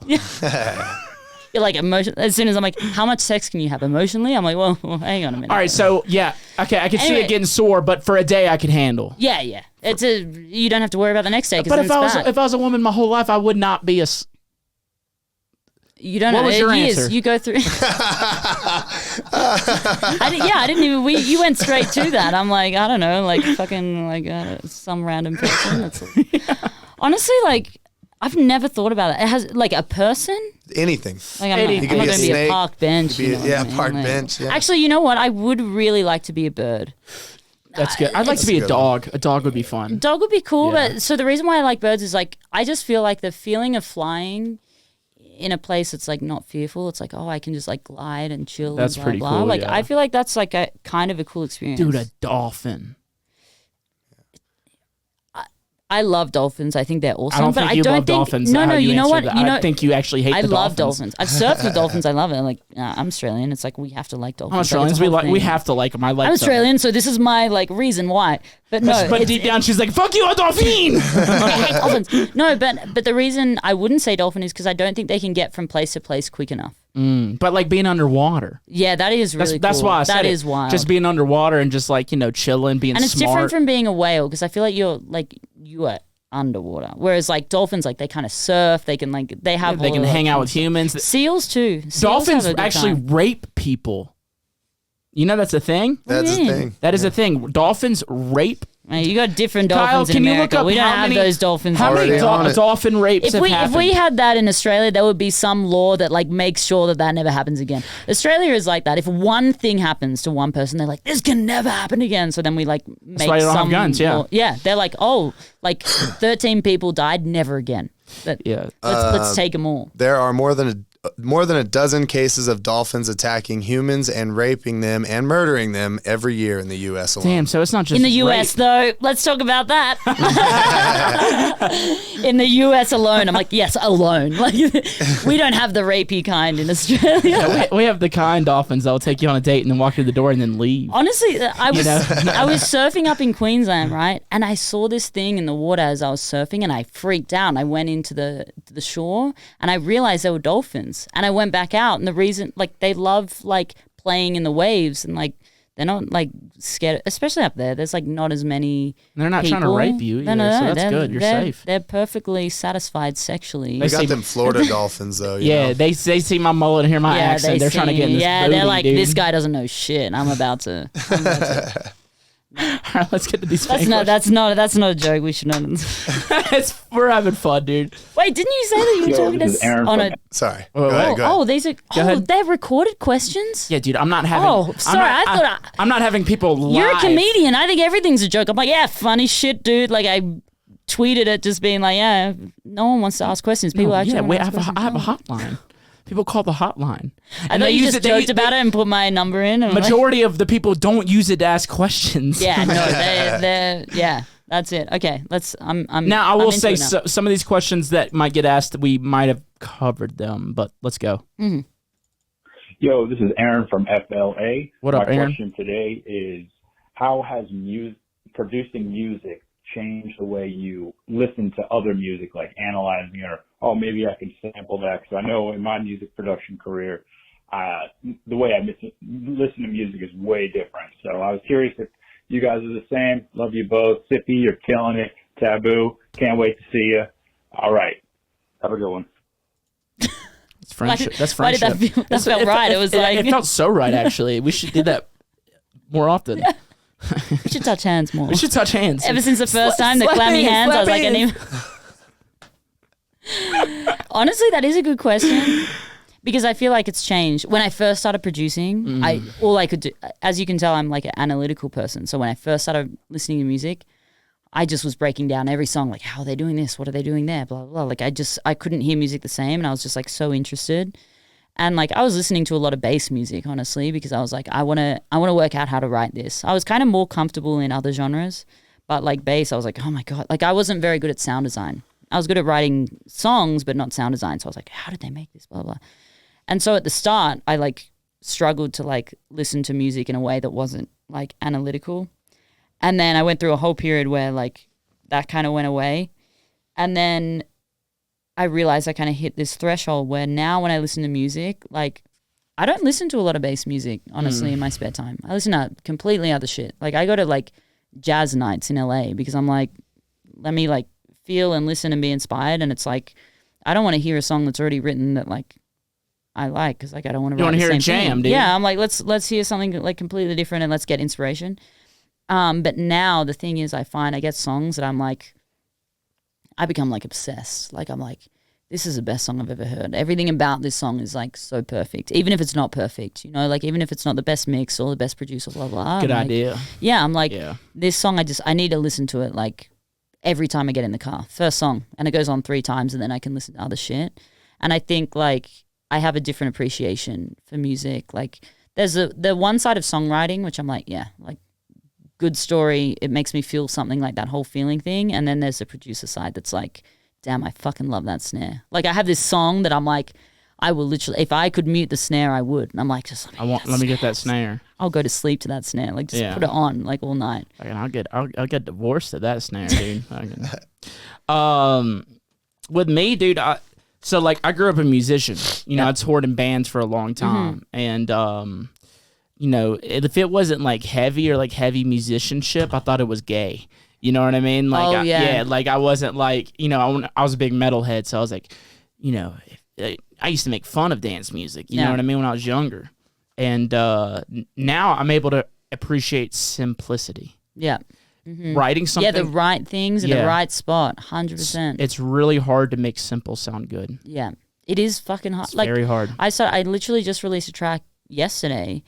It's called Feel Anything, and it's like there's not a lot of elements. And so when I like went to writing it, it was like such a different experience because I'm like, everything has to sit in the right spot. It's like, so when you write like a fucking dubstep banger, it's like just chuck everything in there, like more crashes, more hi-hats, like let's get a fucking synth stab in the back because no one will even hear it, but it like makes noise, you know what I mean? And then when I write a song like that where it's like, it's so open, it's like, that's a whole different thing. It's like, it has each element, you know, there might only be like 7 elements in the track, but they have to be perfect. And that's like the interesting thing, like when you get into that side of things too. Yeah, that's something that I started appreciating more once I became a producer, just appreciating all aspects of different type of music. 100%. Yeah. Let's get one more, Kyle. I know the last 2 were definitely stuff that we went over, so we'll just hit that next one. Got it.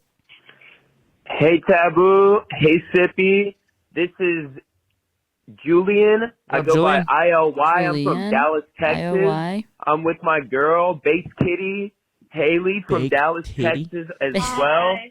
And Haley. we were just wondering, I just did my first live set here in town, and I was just wondering, this question is for the both of y'all. How long after your first DJ set as Taboo or as Sippy did you start getting popular? Thanks so much, guys.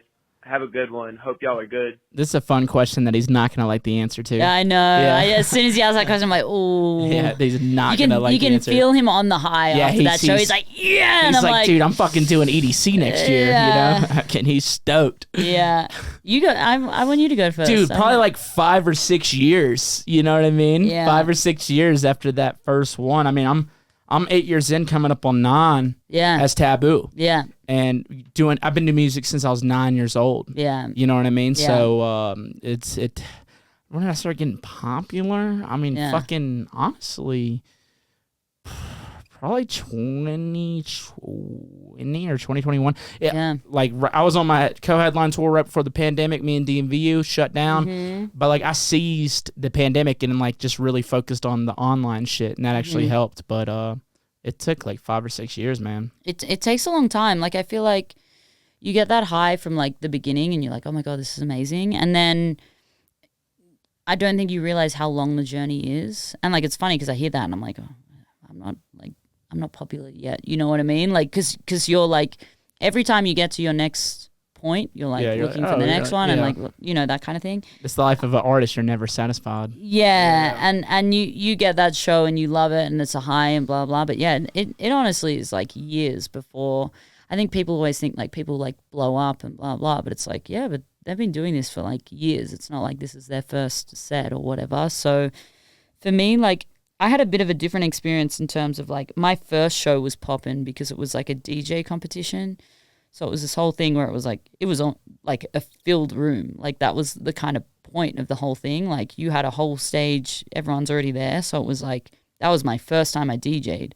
And then like you go through the whole spectrum of like, okay, well, like now I'm playing to no one, I'm playing opening, I'm playing closing. You're kind of playing all over the place. And especially in Australia, it's a little bit different here because like the scene is a bit, it's a little bit different. In Australia, when you're playing like before a headliner, like there's this whole like, you're playing a set that specifically fits that set time. It's not like, oh, I'm just playing my own shit. It's like, got you. Yeah, this is what makes sense to play before. Like I wouldn't play the same set before Excision. Yeah, than you're I not would playing before. throwing elbows at fucking 7 p.m. Exactly. Yeah. Which is kind of different here. Like, which is actually great. I mean, if it's 7 p.m. you're playing throwing elbows, fucking it's like, reevaluate yourself.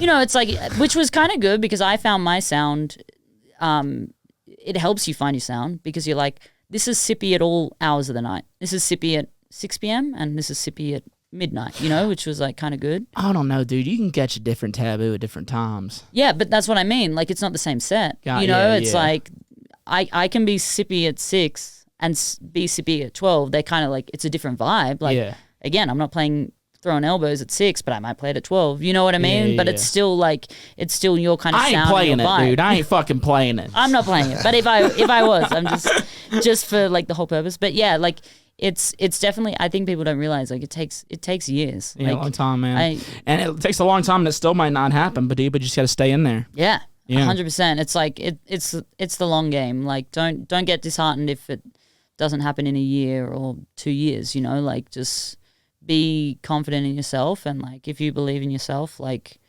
do it, you know, like yeah, dude, and keep having fun, bro. Keep playing those shows, important man. part. Keep having fun with it, dude. It'll it's happen the fun at some point. and make sure that you like the fun comes from like you like yourself, you doing it and you loving it. Because the thing is like I notice like people always say to me when I'm up on the decks, like, you look like you're having a fucking ball. And I'm like, yeah, because at the end of the day, like I'm the one that's at every set, you know? And it's like you go to some places and like no one's vibing and you're like, well, fuck, like I want to get through this hour and enjoy it. So like I'm going to vibe. I'm going to have some fun, you know? So like the important thing is having fun with it because like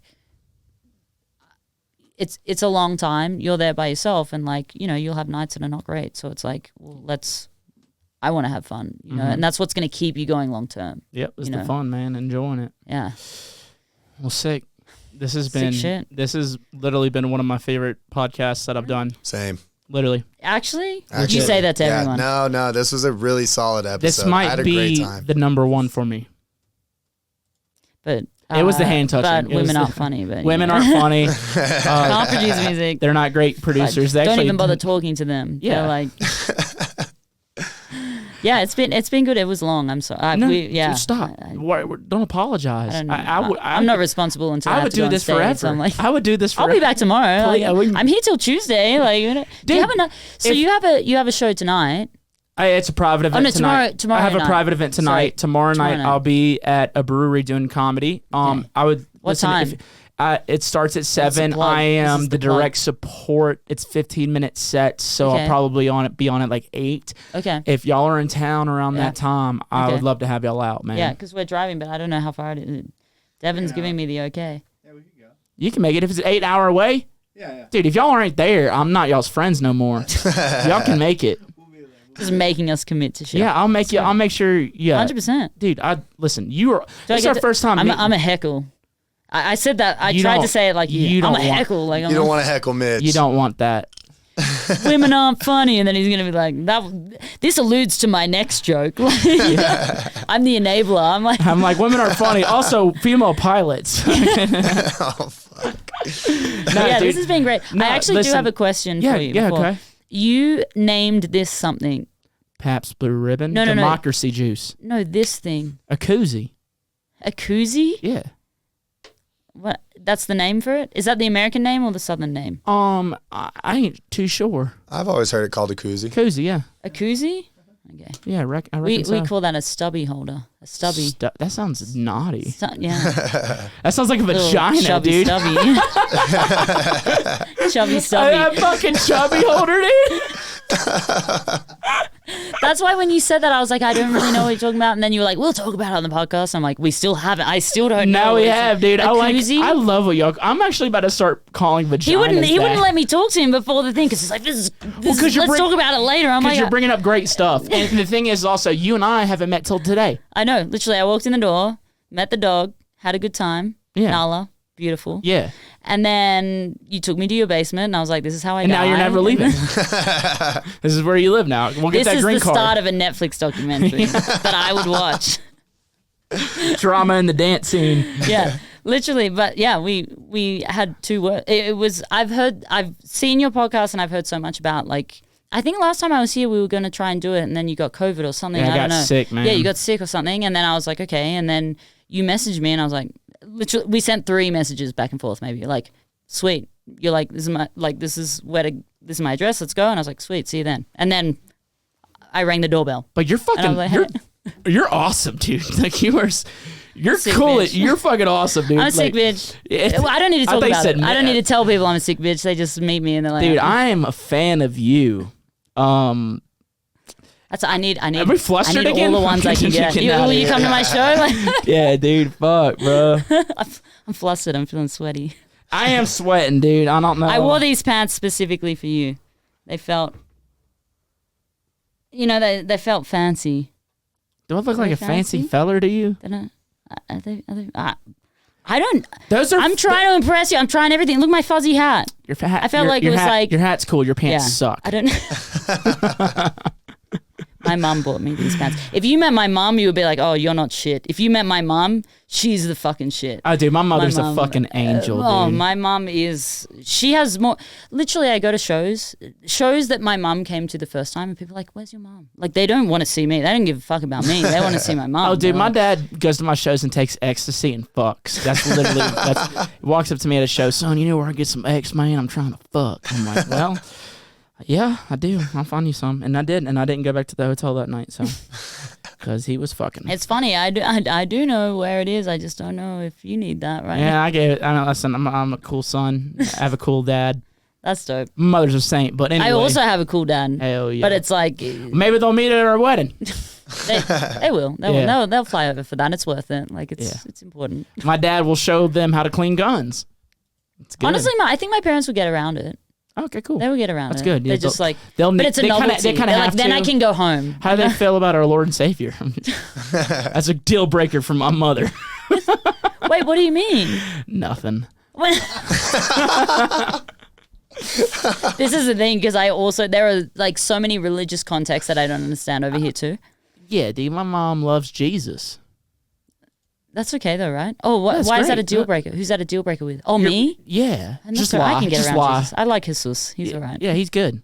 Jesus, Mexican Jesus. Mexican Jesus is good Jesus. He's a good one. He's a good Jesus. Korean Jesus. What's the Korean Jesus? What is Korean Jesus? What's his name?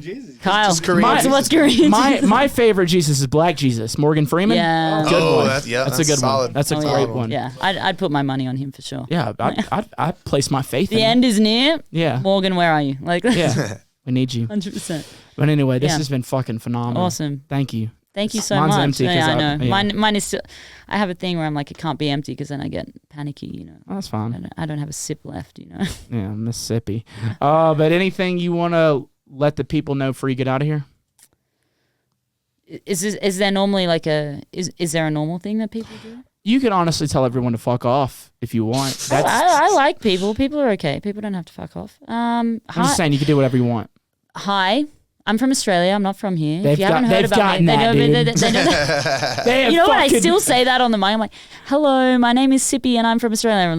I'm like, "What's up, y'all? I'm Taboo. I'm from California." And they're like, "Liar." Well, that's the thing too, because sometimes I talk and people don't actually. I think everyone knows what I'm saying. I think I'm like the funniest bitch on the mic, and then people don't understand what I'm saying. You are funny. I take it back. Women okay, we're taking funny. that. That's going to be my next reel. Check out my new single. There you go. I released a song yesterday. Hell yeah. I wasn't on top of it. I think it came out. I don't know if people like it or not. It might be shit. Well, actually, like, I don't care what people think. What's it called? It's called Feel Anything. It's Dude, I've been feeling everything. I feel all the things. Yeah. It's a song with Danny King. It came out on Alice in Wonderland's label, which was really cool. I haven't released with her before. And on the same day, she also announced not only like a remix EP album, but also that she's having a baby. And I was like, that is way cooler than me releasing a song. Yeah. Like, I was like, I'm not releasing a song and have a baby. Like, I don't have those things. Like, you know what I mean? You could. But I could. You could. I didn't organize it. I didn't put the 4 weeks, put it in the back end. You could put it together. Technically, it's not the back end, is it? It's kind of like the front end, you know. But, in multiple different ways, you know. But yeah, so I put out a track yesterday. It's definitely more vibey. Hell yeah. Definitely in the vibes. It's like, put your headphones on, listen to it on repeat. It's like, you know, I get in the plane and I take off and I listen to this song, or like I sit in the car and I listen to it. It's like that kind of vibe. So yeah, released that yesterday. I got a show tonight, but like, it's gonna be it's not. You're not gonna know about that. Yeah, I have played a show tonight. I was fucking sick. Everything was awesome. I also did say that I had merch, and apparently we sold out fucking quick. So I'm like, there you go. That's great. I'm gonna have a mob just being like, yeah, fuck dude. I cannot stand those people, dude. I want to fight them all. What? Who get angry at you for that shit? I'm like, it's not my fault. Like, they don't understand.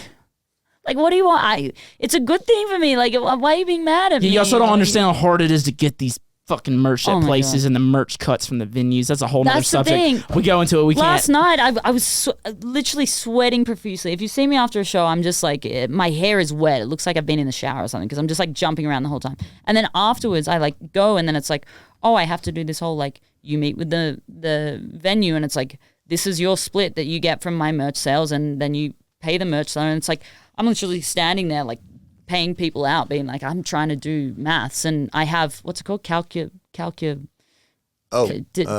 pulled up here. Calclexia. That doesn't sound Calculexia. Calcium.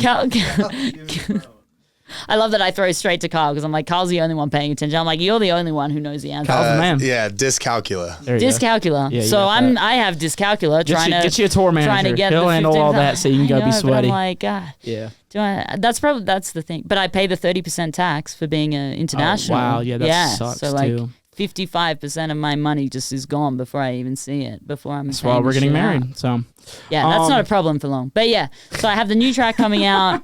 Sorry, it's already out. It's already out. And I probably have a new track coming out too, but I just write them and then forget. I just send them off and then I don't have to think about it. So there will be more. There is a big long playlist of songs. So but yeah, that's the one. Feel Anything. That's the vibe. Hell Get yeah, in it. You can listen to it, sit in the bath, have a bit of a cry, and watch your dick floating in the bathwater. Hey, there we go, dude. Hell yeah. Full circle. I love it, man. No, but Sippy, you have been absolutely phenomenal, man.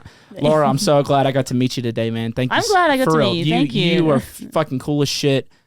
This has been literally one of my favorite episodes of the podcast. You seem like somebody that I could genuinely be friends with and like have a blast with. I'm here for a few days, and we're getting married, so like, we actually have to be friends. But no, your sense of humor and your sarcasm is attractive. See more sarcasm because it couldn't possibly be. No, but it actually like your sense of humor is phenomenal.